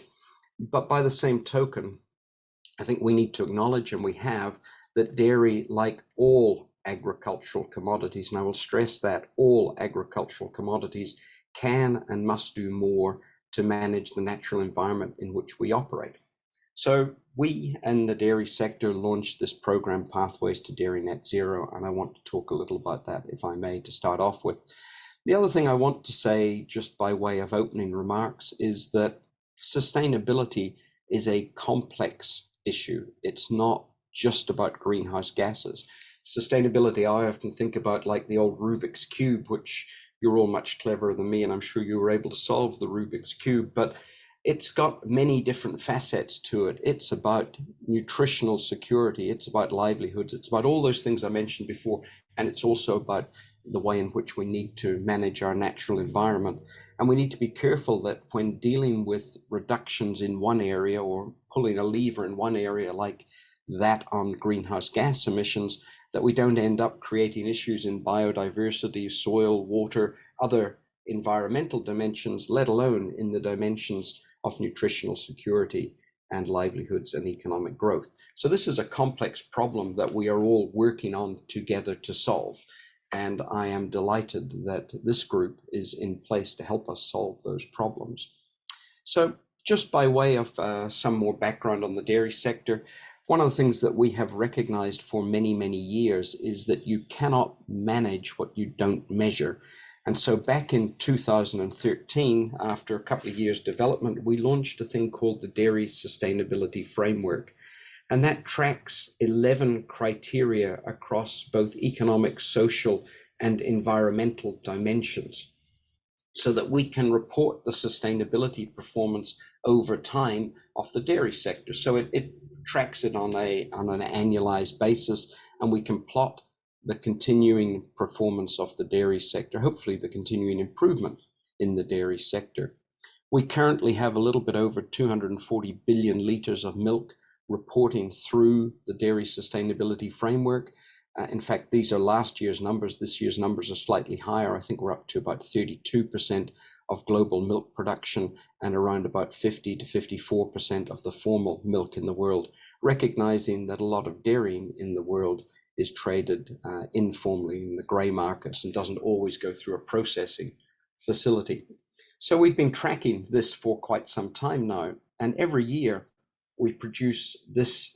Well, this is last year's annual report, and there will be a test at the end to see if you've read everything on this document here. But seriously, the reason I wanted to share it was not to give you an eye exam, but to say that one of the things we do within the Dairy Sustainability Framework is every year we rank the priorities that the members of the framework have. And for some time now, we've seen that the single highest rated priority for the dairy sector has been on greenhouse gas emissions. Now, this might be slightly skewed because a lot of the work that we're doing in the Dairy Sustainability Framework is in the developed dairy markets. And we are only recently starting to expand the reach of the Dairy Sustainability Framework into emerging markets. And we have pilots underway in 4 markets at the moment, so that we can learn more about how to make this framework more agile, more applicable for those smaller scale producers in emerging markets. But suffice to say, for some time now, we've seen that greenhouse gas emissions is the single highest issue for us. That led us back in 2018 to really engage with the FAO to understand better where dairy's emissions were coming from. And I think you're all familiar with some of the historical reports, Livestock's Long Shadow and various other things. But we wanted to understand over a time series, over a period of time, what was really happening with the emissions from the dairy sector. And so we commissioned this study, Climate Change and the Global Dairy Cattle Sector. And it told us a number of things. The report was produced in 2019 in the end. The first thing it told us was that across the global dairy sector from 2005 to 2010 to 2015, so it was a 10-year period with 3 data points across that. The first thing it told us was that over that time period, the emission intensity of dairy production had gone down by an average of 11%. And emission intensity had actually reduced in all regions in the world, which was good news. However, at the same time, the production of dairy had increased by 30% in that 10-year period, which is quite a staggering number. And with that 30% increase, absolute emissions had gone up by 18%. And the authors of the report went on to say, if we hadn't made some of the improvements we'd been making in the dairy sector, the absolute emissions would have gone up by around 38%, which was a reflection of the regions in the world that were growing their production fastest. Now, the organization I run, as John introduced it, Global Dairy Platform, it is an organization that represents commercial dairy companies, and we have the CEOs of 8 of the world's largest dairy companies sitting on our board. We presented this finding to them. They said, well, it's good news that we as a dairy sector are starting to see those emissions intensities coming down. But if we don't address the question of absolute emissions in a certain time period, then we're going to find that our social license to operate globally starts to be challenged. And that was back in 2019. Then fast forward to 2021, because during the pandemic, we actually pitched this idea of pathways to dairy net zero to FAO literally the day before Rome closed down. And so it took us a while to get it back on track with the pandemic. But in 2021, in January 2021, we pulled together this collaboration ourselves, Global Dairy Platform, with our sister organization, the International Dairy Federation, the International Livestock Research Institute, IFCN, Dairy Research Network, the SAI platform, and the Dairy Sustainability Framework itself. And we started the work on pathways to dairy net zero. The first thing we did was to engage with the Global Research Alliance on Agricultural Greenhouse Gases through Hayden Montgomery, and we are delighted with the partnership arrangement that we have in place with GRA as our knowledge partner. And then we're supported by FAO, and in fact, since this slide was developed, we, Global Dairy Platform, now have an official partnership with FAO covering 4 areas, one of them being in support of the Pathways to Dairy Net Zero initiative. There are a lot of organizations who have now signed up to Pathways to Dairy Net Zero. In fact, I think there's about 150 or 160 now. This is a sample of them. And the organizations cover not just large dairy companies. In fact, I think all of the 10 largest dairy companies in the world have signed on to this, but also small dairy companies and governments. So we've had a number of governments join the initiative as well.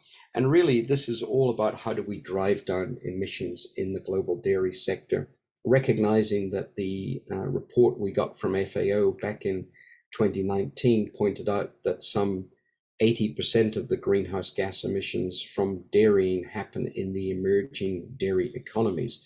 And so part of our program is really recognizing that we need to be able to work with all of the dairy organizations in the world, both those developed dairy economies and the emerging dairy economies, if we're going to tackle the challenge of reducing emissions from the dairy sector. In terms of what we're doing right at the moment within Pathways, there is work that's going on, largely led by GRA and FAO on research and analysis tools and methods.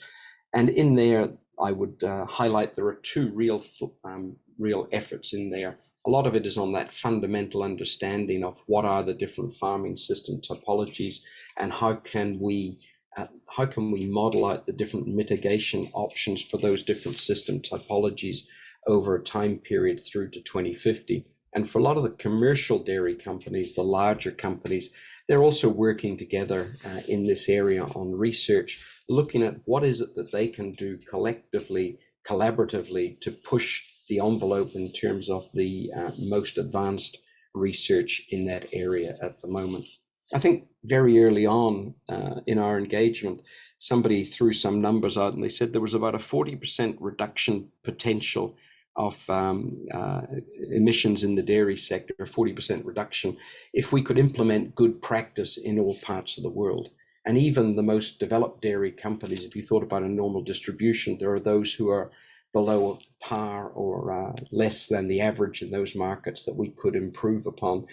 But globally, if we could implement good practice in all of those emerging markets, then we could see something like a 40% reduction being driven through the dairy sector. There's about another 35%, I think was the numbers we worked with, reduction potential if we could look at all of the existing technologies or existing or emergent technologies such as, methane inhibitors and digesters, etc. If we could implement those in all dairy farms in the world, there's about another 35% potential, but it still leaves us with 25% that we need to get our heads around, 25% that we don't have a solution to today. But I'm backing the fact that over time, I believe we will find science that will help us to drive those emissions down in further still. And then on the other side of our equation, we've got this execution. What are we doing to drive this in both emerging and in developed dairy markets? And that's the background on the program itself. But the other thing I wanted to talk about now was really some of those challenges that we're facing in parts of the emerged dairy markets, if I can call that, the developed dairy sector. We're seeing Europe, for example, driving down now. I heard somebody mention Ireland and New Zealand before, both of whom have got targets in place to reduce their emissions. And it does trouble me slightly when I look at some of the best producing dairy regions in the world to hear that they're talking about reducing production in those regions, because ultimately what we'll end up doing is we will end up causing nutritional security challenges in some of the markets that are importers of that product. And so how do we make sure that we look at the issues of climate change and nutritional security on the basis of global mass balance, and not simply make decisions inside one country in a what is a very limited pool of decision making, if you like. We need to really think about these challenges at the global level and make sure that we are making decisions about nutritional security on a broader basis. From the science perspective, I guess one of the challenges that we have is that dairy companies, and I'm sure Rory will say the same about beef, we're under enormous pressure to respond rapidly to some of the challenges being put in front of us. And often those challenges are based upon science that has appeared in what I would think of as relatively obscure journals, maybe one or two reports, and people have latched onto it as a particular position that we are then expected to respond to. And often the speed at which we can respond with good science is not as fast as the public opinion or indeed the policy makers will come up with their solutions and their decisions. And so the speed at which we can really bring quality science through is really important to us. The other thing is in the area of tools and measurements. A lot of this is emerging science, and we don't have the tools and the techniques behind us to be able to measure the issues like carbon sequestration as rapidly and as accurately as we would like to. And we could use help with developing those tools and measurement techniques, and not just in the developed markets, but also in those emerging markets as well. The private sector is, I think, an important partner for some of the work that you are doing. And I would also further encourage you to think about how you might work more closely with some of those private sector organizations to really leverage the capability that they have, and also leverage the resources that they have, because most organizations are investing heavily in the science and in the implementation of practices on farm to try and reduce emissions. And I think more closer collaboration between both the academic, scientific world and some of those commercial companies would be of benefit. I think I've gone a little over time, John, so I probably should pause there and hand the floor back so that you can bring one of the other speakers on. Thank you very much, Donald. Really appreciate that presentation and actually keeping to time. That's good. I'm urging the participants in the meeting to put their questions into the Q&A. I won't take those questions right now. My colleague Sinead will be running a panel session for all three speakers at the end of the three presentations. So please, I urge you to get your questions ready, put them into the Q&A so that we can prepare them to present back to Donald, Panya, and Rory at the end of this session. But thank you, Donald. I'm now going to move to Panya. Now, Panya King farms at Kirraroa Station in the far northeast of New Zealand's North Island. Panya and her husband Eugene were top Maori sheep and beef farmers in 2019, and Pania now advises rural communities on mitigating and adapting to the impacts of climate change. Kia ora, Pania. We'd love to hear what you've got to say about your part of the world. Thank you very much. Kia ora koutou. Ai o ki te nuku, ai o ki te rangi, ai o ki te mea katoa, tihei mauri ora. Ko tāpanaua, ko kahu rānaki, ko te ūpoko o tahu mata ngā marae. Ko tauranga, ko ngā rūroro, ko okana ngā awa, ko wairewa te roto. Ko mātātua, me takitumu ngā waka, ko te whakatāne nā Ngāti Hinimo, ko Ngāti Ira Kihu ngā hapu, ko whakarai, ko waipatu, ko wairewa, ko rua kāpanga ngā marae, ko ngai tūhoi, ko Ngāti Kahununu, ko nai tahu, ko Ngāti Paraunga iwi, ko Pania King tōku ingoa. Tēnā koe. Nau mai haere mai i ngā whānau e ngā hau e whā. Ngā mihi kia koutou katoa. Hello and welcome. Welcome to everyone from around the world, from all directions of all four winds. My name is Pania King. I'm married to Eugene King. We have been a partnership for 31 years. We have 4 sons, Tipene age 22, Haiora 19, Iruiti 18, and Tane Te Mumuho Te Rangi, who is 12. We own and operate Kiriro Station, which is 502 hectares of hill country. We farm sheep and beef. We finish all stock on farm, which we're very proud of. We also have 30 hectares of cash cropping flats on the Gisborne Plains, which we grow food crops and fatten and finish lambs in the winter. My kōrero today is more about the practical operations that go on within the farming industry and how we contribute to mitigation of emissions as Māori farmers on the east coast of Tairawhiti. I'm very proud to be a farmer, and I'm very proud to support Taio, the environment, as a consultant here in Tairawhiti, Aotearoa, New Zealand. First of all, I'd like to thank the GRA and the kaimahi who organised this hui. I'm here today to share my journey as a Māori produce grower, a kaitiaki of our whenua, our land, a rural community member, a member of ngā whenua, mana whenua kia Tairawhiti, and a proud contributor to our local and national economy. My journey started a long time ago when I was raised by my koro and my kuia here in Aotearoa, in a small rural community called Waimana, which was predominantly Māori. I was taught and learnt the ways of our people, my tipuna, those are my ancestors, old learnings of tikana and traditional means and ways on how our people as the indigenous iwi of Aotearoa survived, lived off the land, and how we cared for Papatuanuku, our earth. The connection we have with our whenua, our land, is unique. It is something that I will be passing on to my tamariki and my moko, my tuarua and so forth, my grandkids. Trading was part of our people's survival plan. We traded with our whānau to keep warm, to keep loved, to keep our land safe, made sure we were well nourished and genuinely happy. If you came from an inland whānau, you traded with the whānau from the seashores and so forth.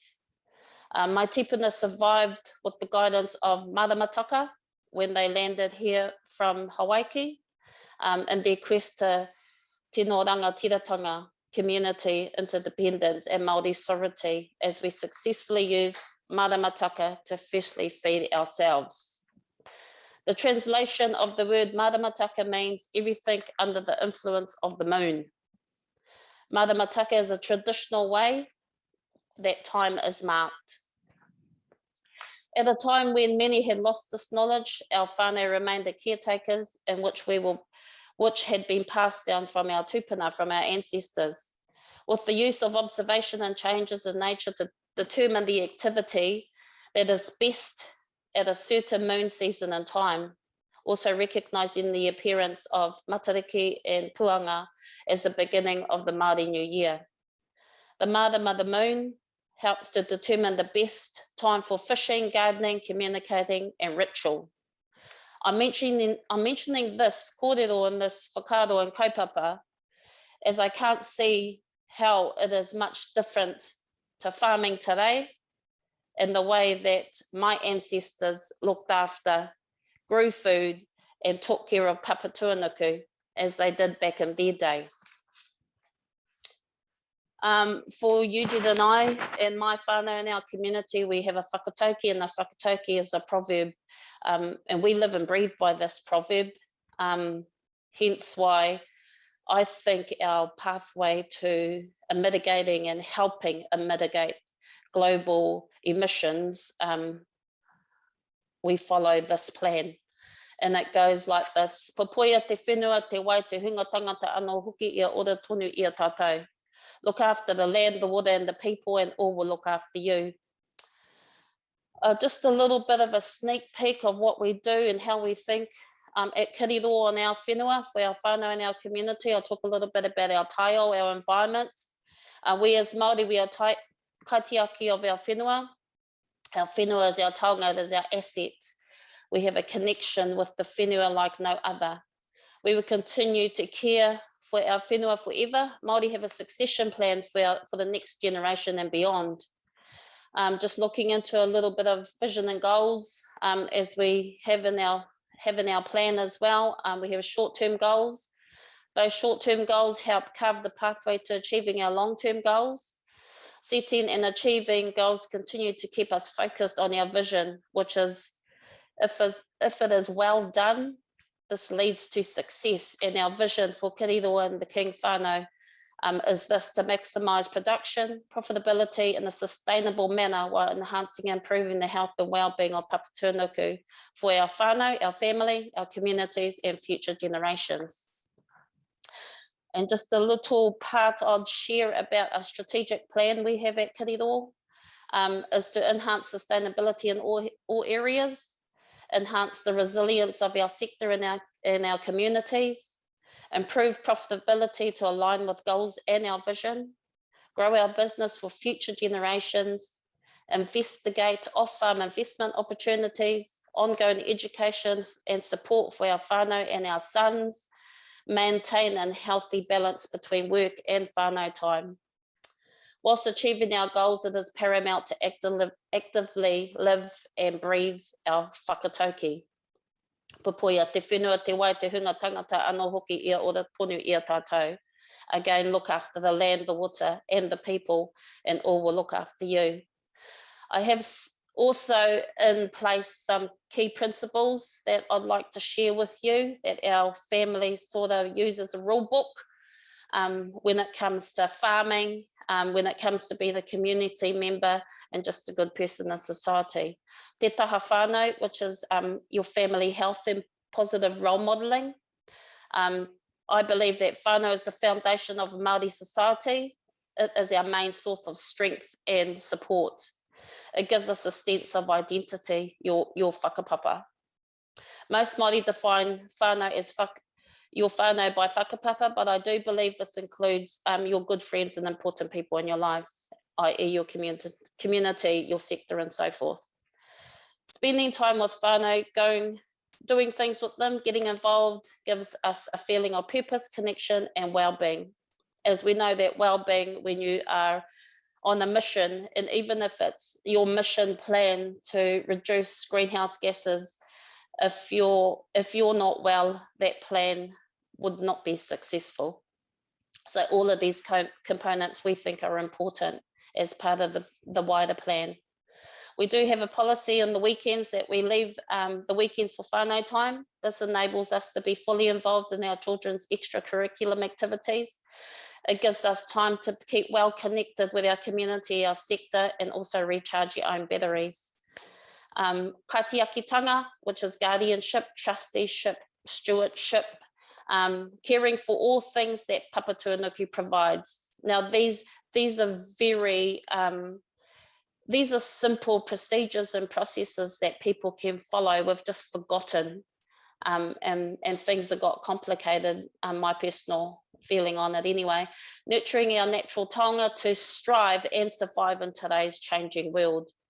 I have created a whenua plan for our whānau, and in that plan encompasses and captures everything that we're all about.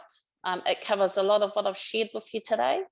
It has a combination of everything we do on a day-to-day basis.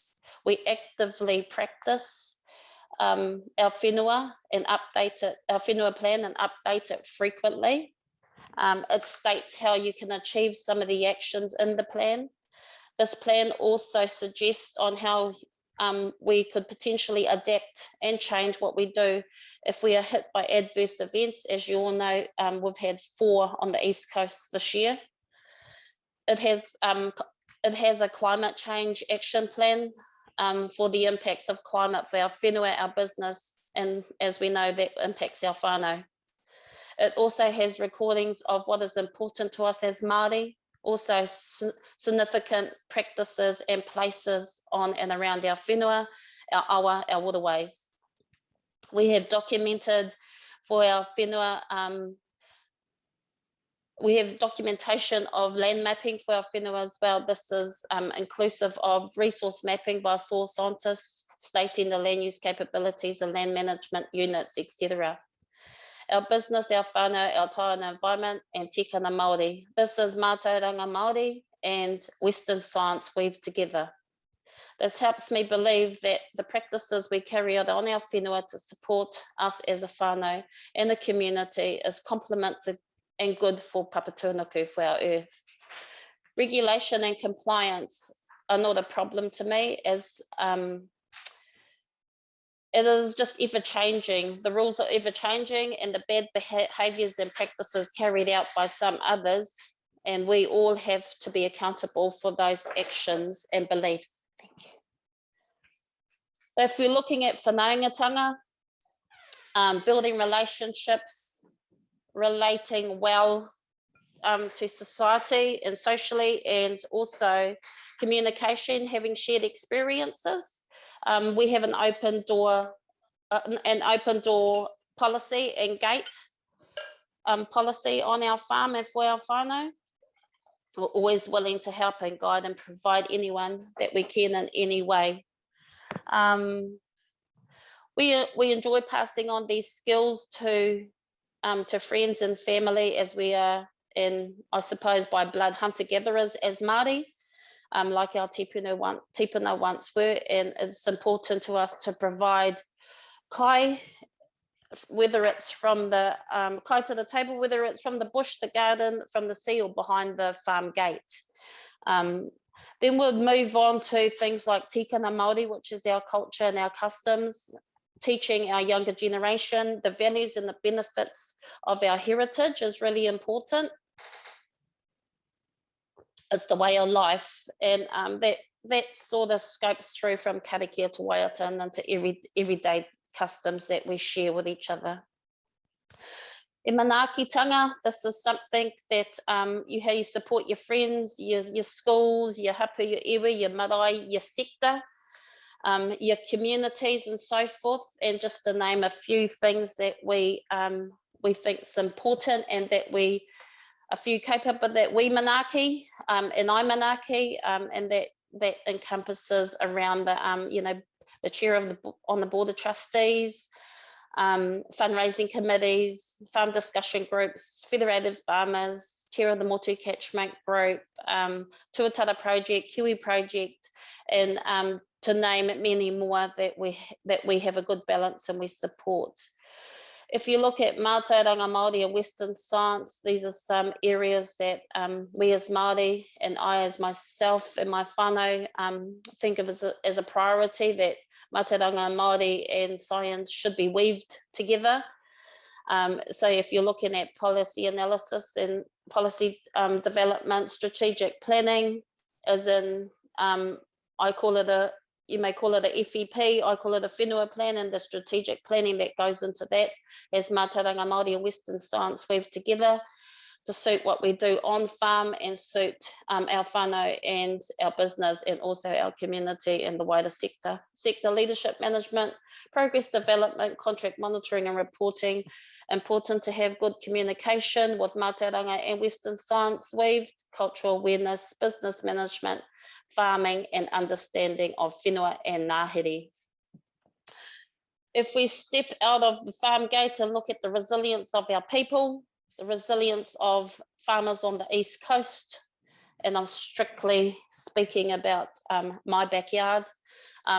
Resilience is an important factor of who we are as a Māori woman, as a rural person, as an active farmer in Mairohe. I think iwi of Tairawhiti, Aotearoa are very resilient. Sometimes it feels like we have become resilient through a forced option as we live in an isolated part of New Zealand, and sometimes we are cut off from the rest of the country. Our infrastructure here in Tairawhiti needs a lot of aroha and repairs, and we could do just with some good old-fashioned recognition of some of the great things we do as farmers here in Tairawhiti, and some of the improvements we are slowly but surely working on. And speaking about whenua Māori without capex, whenua Māori whenua in Aotearoa, it will be a real struggle to make steady progress.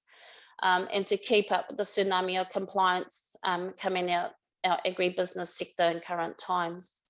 I do believe that Aotearoa will be in a really bad space when we can't rely on our own whenua to produce kai and to support and feed our own.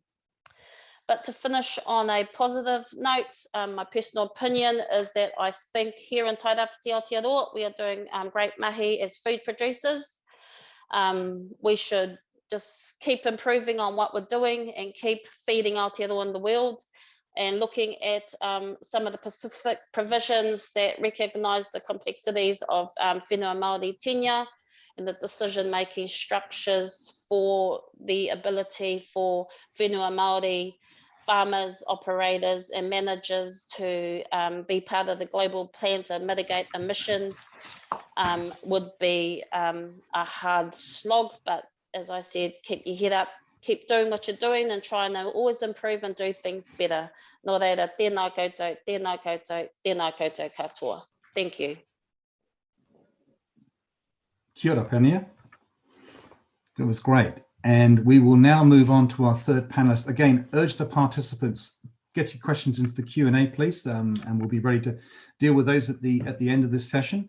I'm now going to hand over the floor to Rory Peter, who's the Executive Director at the Global Roundtable for Sustainable Beef. That's the global industry body for the beef industry. I've known Rory for a long time. Rory's worked in the global livestock sector for many years, and is at the forefront now of leading transformation in the beef industry. So Rory, over to you for a picture from around the world about beef. Thank you. Thanks, John, and thanks to Pania and Donald as well for both your presentations. I'll just give you a quick introduction to what GRSB is. We are, as John said, we are the global industry body to improve the sustainability of the beef industry, and that is more of a challenge than it might sound. The beef industry is obviously incredibly varied. The way that we produce beef around the world we have so many different production systems and so many environments in which we produce that the variation is really quite considerable compared, for example, to some crop commodities. So we set up a roundtable which is global in nature, but we have under that, we have national roundtables and regional initiatives that feed into it, because otherwise it simply wouldn't be possible. So I want to talk quickly about 3 global goals that we brought out. We've been going for 12 years, by the way. We established in 2010 and then formally legally an entity in 2012. We came out with principles and criteria in 2014, which were a general guideline of the direction in which we're heading. But our global goals are much more specific. So we set a global goal for animal health and welfare around providing cattle with an environment in which they can thrive through best practices. We have a lot of further information under that headline around about the training of people working with cattle, the adoption of pain mitigation, the use of appropriate genetics, and of course, just all around good animal health care in line with the OIE principles and criteria, the World Organization for Animal Health principles and criteria. On climate, we have set a goal to reduce, and this is an intensity target before you ask, to reduce the net global warming impact of beef by 30%. So that's per kilo, but for us, it's equally important that we're addressing the overall, the total emissions. And I'll come back to that, but because that has big consequences for policies, whether they're national or in fact more the relationship between whether they are national and what that means for the global emissions when you take national action. And the third one, which is very closely linked to climate, is a nature positive target. So we want the beef value chain to be a net positive contributor to nature. All of these are by 2030, by the way. And we can't achieve our climate target if we don't achieve our nature positive target. So there are reasons for doing it which are related to biodiversity, but there are also very strong reasons for doing it related to climate. You can find the full document there. You see the website address that will take you to the full document on our sustainability goals. Just remind ourselves quickly of where livestock are and what the emissions are. So if you focus from our sector, at least, on the beef and buffalo and to some extent milk as well, of course, because the dairy industry is a huge input provider of cattle into the beef industry. 2/3 of the cattle in the world, or sorry, the large ruminants in the world, are in Africa and Asia, largely, as you can see from those circles, in Asia. So when we're talking about reducing impact, we really need to focus on all of the regions. You can see the challenge there in Latin America. The beef footprint is huge, and that is largely due to land conversion in Latin America. Whereas the challenges in other regions, certainly in sub-Saharan Africa, even though the overall footprint there looks small, the intensity of the emissions per animal is pretty high, and the same would be true of large parts of Asia. So it's really important to think in a joined up way, and I was really pleased to hear Richard Juher say that right at the beginning, to avoid silos, to look at this more holistically, and really to start looking at the global impact of the things we're doing. So obviously climate change will also impact on the livestock sector, and the marginal production systems will bear the brunt. But the problem with that is, at the moment, the large increases in demand for livestock products are coming from lower and middle income countries, and they're actually being met largely through increases in numbers of animals in those same countries. And as we just saw, those are also the countries with the highest emissions intensities or overall emissions due to things like land conversion. So if you consider that climate change is going to impact on those systems, and they're the systems that are expanding, and they're the least efficient industries, we have a problem.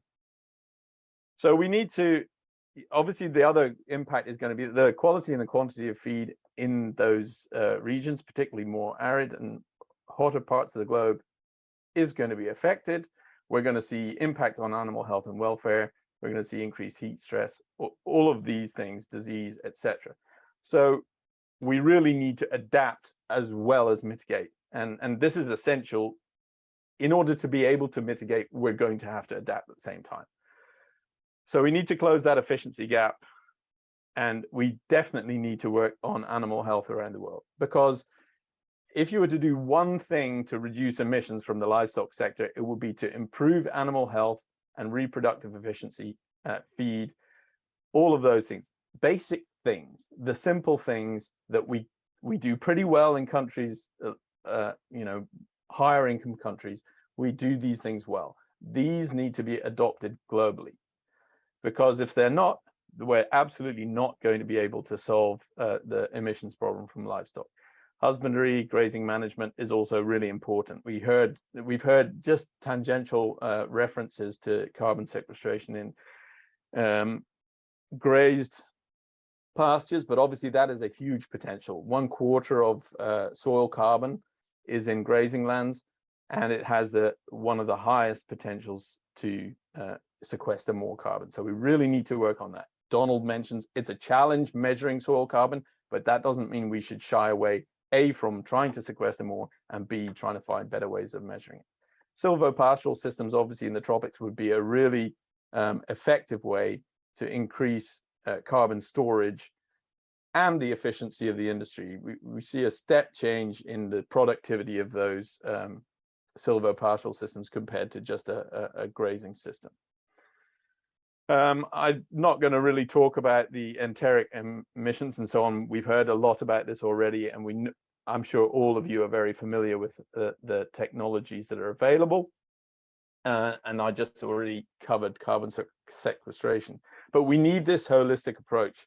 So when we look at a national level, obviously animal health services are going to contribute hugely to wastage. So we don't want to have any animals that are not producing. We don't want to lose animals from the system entirely, because that means not only is the emissions of that animal wasted, but of the mother, that whole gestation period, you know, you're losing a lot as soon as you lose an animal, or if you're losing productivity. We need better extension, health, grazing management, and particularly grazing management on common property resources, where we see significant problems with overgrazing in many African countries. All of this is only going to really work if there's if these are productive assets. In other words, if people have access to markets and they can actually derive some income from this, because it's all very well talking about subsistence, but with that increased demand, increasing urbanization, we know that we need to actually be producing from these animals, not just owning them. Foresight is an important part of this. So we need to understand what are the likely impacts of climate change in a given environment, how we're going to adapt to it, and what are the things that we can do in that environment to mitigate. And I think that's, well, I'll come in a second to the relationship between national and global policies, because it's important. If you look at the trade between countries, Donald mentioned it already. We've got several European countries talking about reducing production so that they can reduce their emissions. But the impact of those policies is highly unlikely to lead to a global reduction in emissions. Because if an efficient producer reduces production, the demand doesn't evaporate. The demand for dairy in North Africa is not going to go away just because Germany or Ireland decides that they're going to export less. The demand will remain, and what you will create is food insecurity, as Donald mentioned, but you'll also create opportunities for other producers, probably less efficient producers, to fill that gap. So you're not going to have an overall reduction of emissions simply by stopping producing in the most efficient countries, unless you do a lot of work with those export markets that you currently supply to replace your supply. At the regional level, you obviously also need disease control and vector awareness so that we are, again, increasing the overall efficiency, not just per country, but transboundary as well.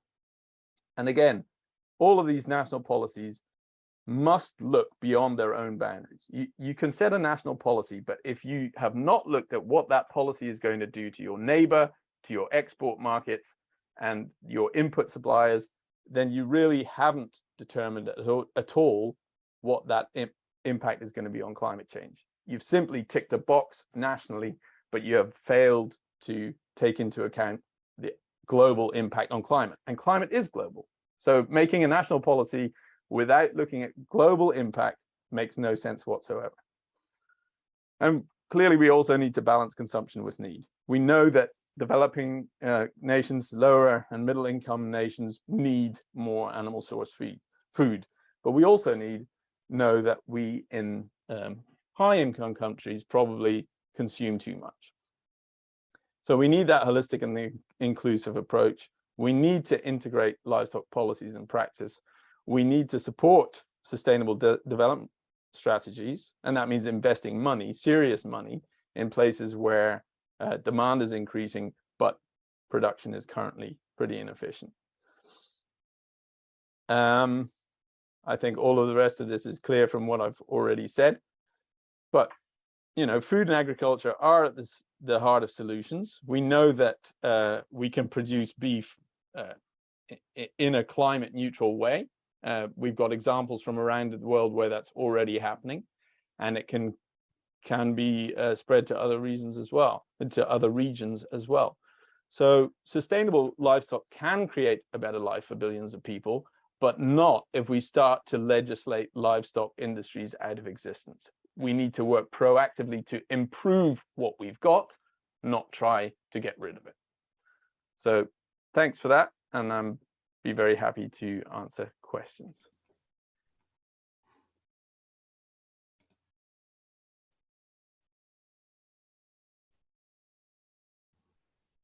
Thank you, Rory. I might start now in the interest of time on our panel discussion. And I'd like to start, I guess, by thanking three speakers. They gave really excellent presentations, taking the perspective from dairy, the beef sectors, and also from the individual farmers. So I think that was really, really excellent presentations that gave us loads of food for thought. And I've been scribbling notes down here frantically because there's lots of things that've been covered across the three presentations. So really what our goal is in this panel discussion is to deal with the scientific challenges that global corporations are facing and to respond to this challenge of climate change. And I guess really what I really would like is if the audience could start asking questions in the Q&A. And while we're waiting for those questions to come in, I might start. And really what we want to get here is an idea of your challenges and potential solutions and how the GRA and particularly the LRG can help you more and more. Now we have the GRA has and the LRG has an excellent collaboration with Donald through the Global Dairy Platform. And I think that's a wonderful model for the other sectors even to look at. And I suppose really I might just start, Donald, while we're waiting for questions to come in. And you made some really interesting comments there. Particularly one I'm interested in is in the area of tracking and reporting. And a comment that you made that I believe in also, we can't reduce what we can't measure. And I think that's really important across even the three presentations. We need to be able to measure greenhouse gas emissions better and then to be able to control them. Do you want to comment further on that and maybe how we can come up with some solutions around that, Donald? Yeah, sure. And my thanks to Penny and to Rory as well. They were useful and interesting presentations from both.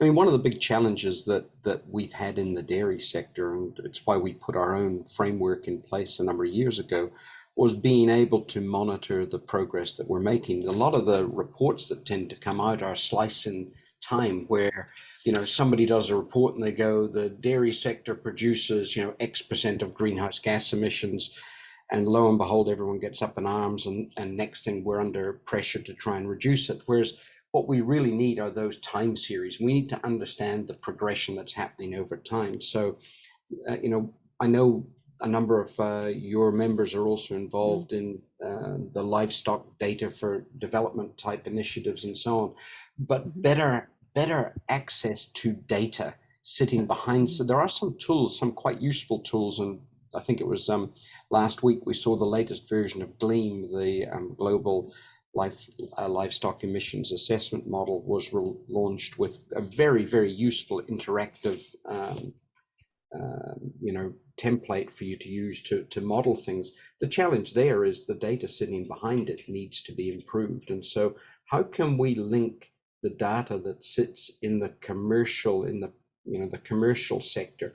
How can we link that data into some of these tools so that we can make better decisions based upon the information to our fingers, rather than arguing about the age of the data, etc. So this whole question of management and monitoring and measurement is really important. We've been involved in a program, I think Rory's been involved in as well, called CSEC, which is to try and come up with a life cycle analysis model for measuring carbon sequestration. It's been really hard, and I think maybe the statement there is, if it was easy, someone would have done it already, but it hasn't. And so this particular draft version is, I think there was, what, Rory, about 50 or so pilots run on the back of that, and even still, it's still in that infancy as a method and a model. Then, on the methane side, we're hearing, groups that are talking about launching satellites to measure methane.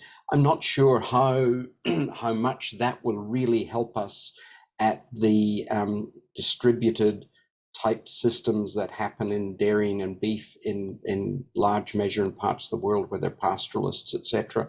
It might work on the intensive feedlot type systems, but I'm not sure whether it's really going to help us or whether it will create yet more distraction from what is actually going on the ground. And I thought Padilla's comments were really, really interesting. I talk to farmers all the time. I have yet to meet a farmer who doesn't want to make the land better for the next generation, who doesn't want to make things better for their own family. I've never met a farmer who thinks that their job is to destroy the land. Every farmer I've ever met wants to make things better for the next generation, and I commend Pania and all farmers for the work they're doing. What we've got to do is get better recognition of them. And I think in large measure, sorry, I'm talking a long time here, but in large measure, right at the moment in society, too many people are disconnected from where their food comes from. And in this climate debate, that is really not helping us because they don't understand what happens on a farm.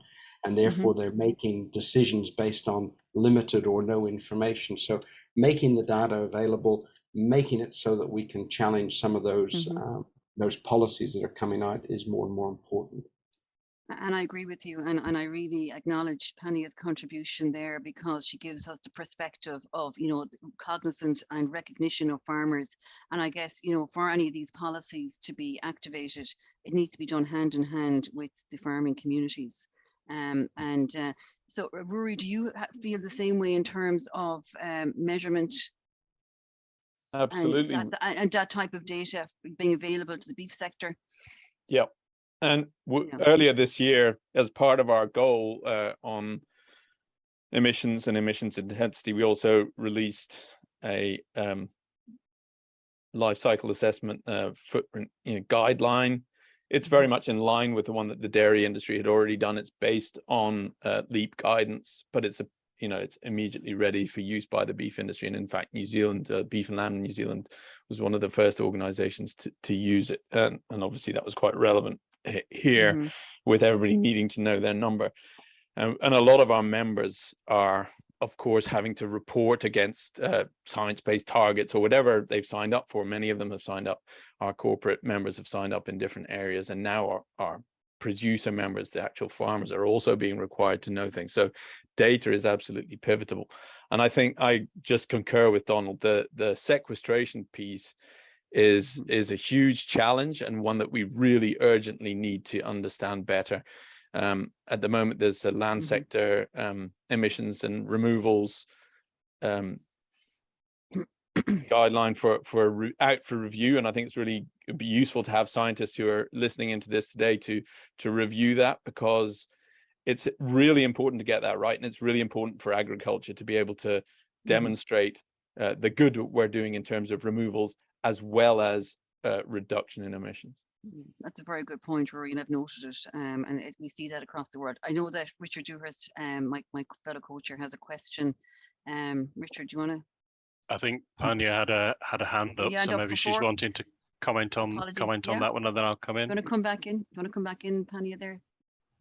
Yes, thank you. Just on the you need to measure before you can reduce. So as a collective for whenua Māori, and just speaking about our backyard here in Tairāwhiti, we are actually actively collecting that data. So we are doing greenhouse gas calculations to work as a collective as whenua Māori, and also measuring the woody vegetation and the carbon sequestration on whenua Māori farms here, and also looking at the resilience part of our communities and so forth through wānanga that I'm running. So that data is collecting so that we can, and you're dead right, Donald, so we can have a measurement that we need to reduce and to keep this measurement real. This is active data that we're collecting. So behind the scenes, that is happening here in Tairāwhiti. That's great, Pania. Thank you for that. So Richard, do you want to come in? Yeah, my questions are really picking up on, I think, the points that both Donald and Rory in particular were making, that there were some common strands there. And I'm wondering about the sort of geopolitical situation at the moment, and whether that's running in the wrong direction. Maybe being based in the UK with our current budgetary roller coasters. I've got a jaundiced view of things, but I mean, in two areas really. I mean, you both highlighted the importance of ruminant production in developing countries, and the importance of that for social and nutritional reasons in the countries, and the quick wins that could be gained through improving livestock nutrition and livestock health, and that all sounds easy, but how's that's going to happen? I think historically there would have been a lot of development aid in those kind of projects, and I can already see, our finance minister halving the budget for overseas development from the UK. That's one geopolitical thing. But also you were talking about this kind of global view about diet and health and food, and some of the sort of reversal of globalization and thinking about food security and local food, from a country perspective, might be running against that a little bit as well. Yeah, can I make a couple of comments here? And Sinead, I'm going to upset you because I might talk a little about Ireland here, given that that's okay. The global agenda for sustainable livestock had its meeting in Dublin 2 weeks ago. And one of the things we heard there was various ministers from Ireland talking about the need to, reduce livestock in Ireland in order to meet Ireland's, nationally determined contribution to, reduction in greenhouse gas emissions. I believe there was a minister in Ireland who even went on record recently to say that Ireland does not have a responsibility to feed the world. Now, this to me is terrifying news. We've recently had shocks globally with the Ukraine, where we've seen what happens when food production is adversely impacted on. Ireland produces, I believe, Sinead, and correct me when I get this wrong, but enough milk for 44 million people. The population of Ireland is 4 million people, so you're exporting 40 million people worth of dairy to countries like Algeria, who are one of the largest importers of Irish milk. What happens in Algeria if the Irish government decide to limit the amount of production in Ireland? You're going to have a nutritional crisis in in Algeria, not dissimilar to what we've seen coming out of Ukraine. What happens when people can't feed themselves in a country like Algeria? They start to look to migrate. Where will they migrate to? Europe. Is Europe really looking for more migrants? I don't know. But then, as Rory said before, the demand won't go away, and maybe Algeria will start to produce more milk to try and satisfy its demand at somewhere between 5 and 6 times the greenhouse gas emissions that the milk is produced in Ireland. So ultimately, has the Irish government created a bigger problem than they set out to solve? Maybe we should be thinking about these things, as I say, at a global mass balance level. And I'm just using Ireland because Donald, that's an excellent point. I was actually going to make the same point because, as you say, we are a very efficient we have a very efficient production system for livestock and exporting a huge quantity of our livestock products. And like that, we're under severe, a big challenge to meet our targets in terms of 2030 emissions. Now, it will come under a lot of pressure. Our agriculture minister tells us we're not going to reduce livestock numbers, and that keeps coming up the whole time. But there is the narrative from Green Party, etc., that we may have to. We do have to meet our targets, our 2030 targets. So really, what we're all hoping is that we will have solutions rather than having to cut our livestock numbers. But your point is very well made, and Rory made that point in terms of trade between countries, particularly countries where have efficient production systems. Sinead, we've got a question here from Nick Wheelhouse in the UK. Can I just read that one out? Thank you very much, Nick. Rory mentioned the potential role of improved animal health as a potential mitigation factor. With the potential societal impacts of reduced greenhouse gas emissions, should costs continue to be borne by the farming sector, or is there a role for government in the control of endemic disease? Great question, Nick. Rory, do you want to respond to that? I absolutely think that governments should be playing their part in that, and for sure in vaccination. I mean, vaccination campaigns and particularly in lower and middle income countries, need to be rolled out across, sufficient numbers to make sure that they're effective for herd immunity. So those need to be supported anyway. And I think there is absolutely, again, in those countries, a role for supported animal health interventions, because, for a lot of people in those countries, it's not an option. They don't have enough money to buy animal health care or even access it if they're remote. So I think there's a continuing need that historically, as Sinead said, this was often supported by overseas AIDS programs. That should start up again if it's ceased, or it should continue where it has continued. I ran a program like that in Afghanistan, and I can tell you it makes an absolutely massive difference if you have a widespread network of animal healthcare specialists. In our case in Afghanistan, it was paravets. But whether it's veterinarians, paravets, community animal health workers, we need them everywhere.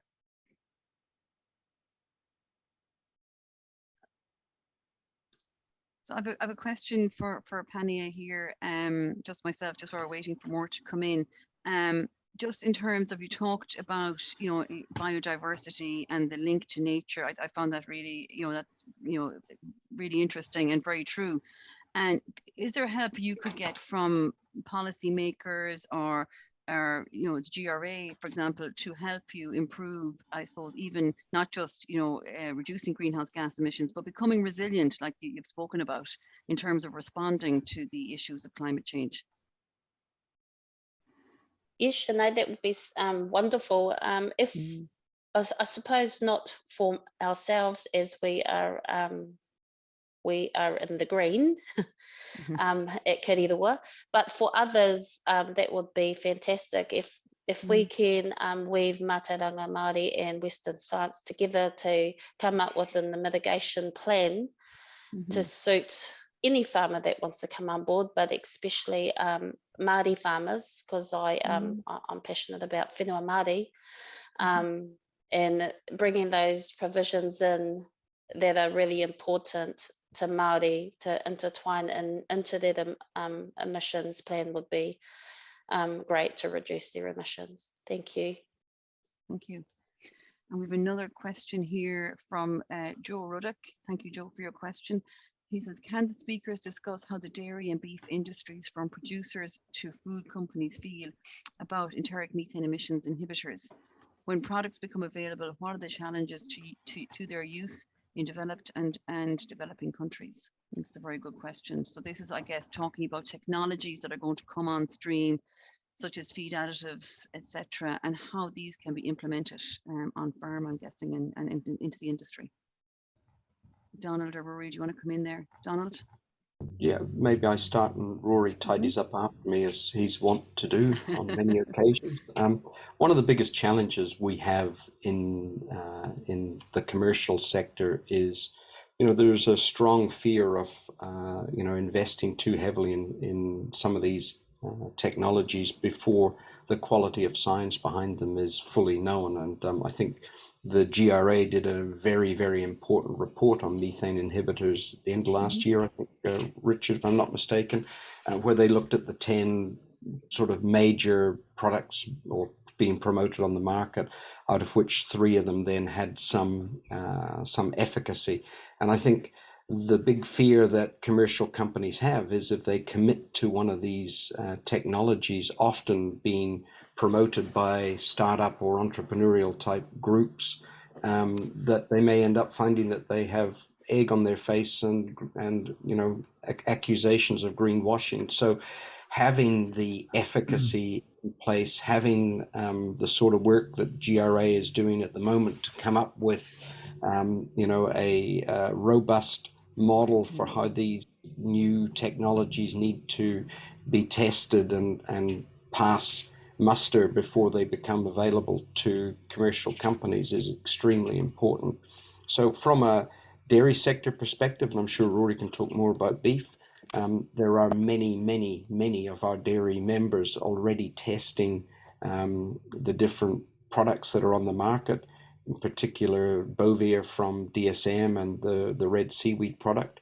And they're finding very different results in some of those models. And we are looking at how we might be able to share that data more globally as well. And when I say different results, a lot of it's to do with the time of feeding and various other things. And we're also looking for ways that some of those products can be used in extensive systems as well as intensive systems, because a lot of them need to be fed in every mouthful. So a lot of good work gone on by various companies. Now we're at the point where we need to test it in the field as opposed to in the lab, and that's really those major studies that are going on by commercial dairy companies right at the moment. And what I'd love to see is more sharing of the results of that so that we can all make an informed decision as a result. Yeah, I agree with you, Donald. And that really is a report from Roger Hegarty and GRA and partners, which was an excellent report evaluating the feed additives. Rory, very quickly, do you want to come in? I know we have to hand over to John to finish up, to wrap up fairly soon. Do you want to make some? Just very quickly, comments? it's administration in the grazing system is obviously a challenge that needs a solution. It needs to be cost effective. At the moment, for example, in the US, Bovar has been approved for use, but it's not been approved for making any claims about emission reductions. So there's no benefit to a producer to start using it unless somebody else is going to foot the bill for it, because at the moment, a producer can't make any claims based on that use. So there are still some hurdles to be got over, but I'm sure there's plenty of people working on those things as we speak, and hopefully they'll resolve. So you're really saying as well, the other issue is getting the accounting system, getting incorporated into the accounting system into our inventories, national inventories, to get credit for using these types of feed additives is another important point. I might draw this session to a close reluctantly, because I could keep asking questions here all night. I'd like to really thank our three speakers. They were absolutely wonderful. To Rory, Donald and Pania, thanks so much for your contributions this evening. And I'd like to hand over to my colleague John to wrap up this evening's proceedings. Thank you all. Thanks. Thank you, Sinead, and thank you to the three speakers. That was absolutely fascinating.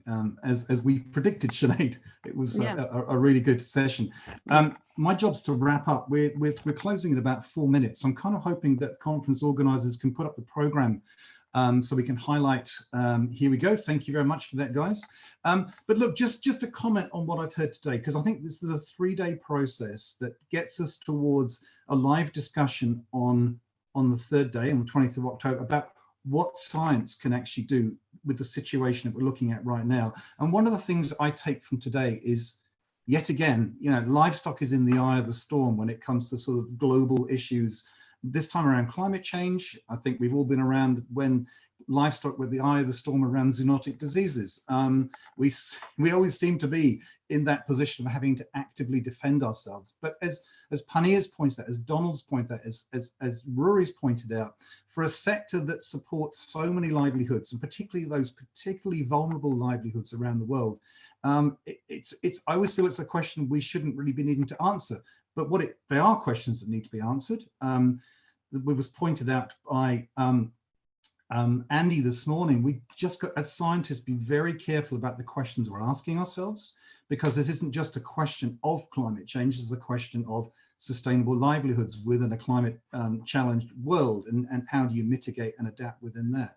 So I think there are some big questions. There is no question to me, though, that the need for coordinated global science is absolutely crucial, and Richard made that point at the opening presentation this morning. So certainly the GRA, the Livestock Research Group within that, clearly has a key role to play in coordinating that. So I think the challenge is still there. I don't want to summarize what has been said, because a lot has been said today, and I hope you've enjoyed it.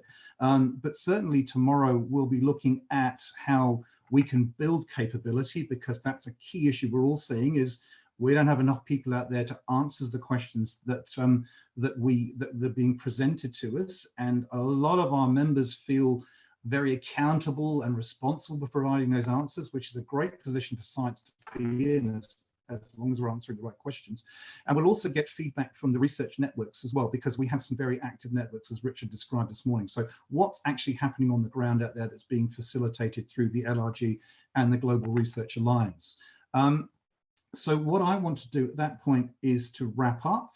We're starting again at 1800 UTC tomorrow. So I really hope you can be there. It's going to be another fascinating session. And as I said, looking towards that day 3, where does the research group need to go? Where does the GRA need to go to help address those questions? There are some big issues out there. The global mass balance that Donald was talking about, you know, how do we ensure that policymakers get a really good understanding from a scientific base about what's needed out there and do not just have knee-jerk reactions. Harry will be there at COP27, so Harry, we're relying on you to make the case for the sector, so best of luck with that. I'll leave it there, team, unless any of you have any other comments for the meeting at this point. Okay. No, well, thank you very much. And can I thank everybody who joined the meeting today? It was very, very fruitful. It's part of a process. There are 2 more days to go. We'd like to get your views on where we should be going. It's absolutely crucial as a network and as a research group. So please, if you can dial in tomorrow at your respective times, we'd really appreciate it. But thank you, everybody, all the presenters today for the effort that they put in. Thank you very much for attending. Goodbye.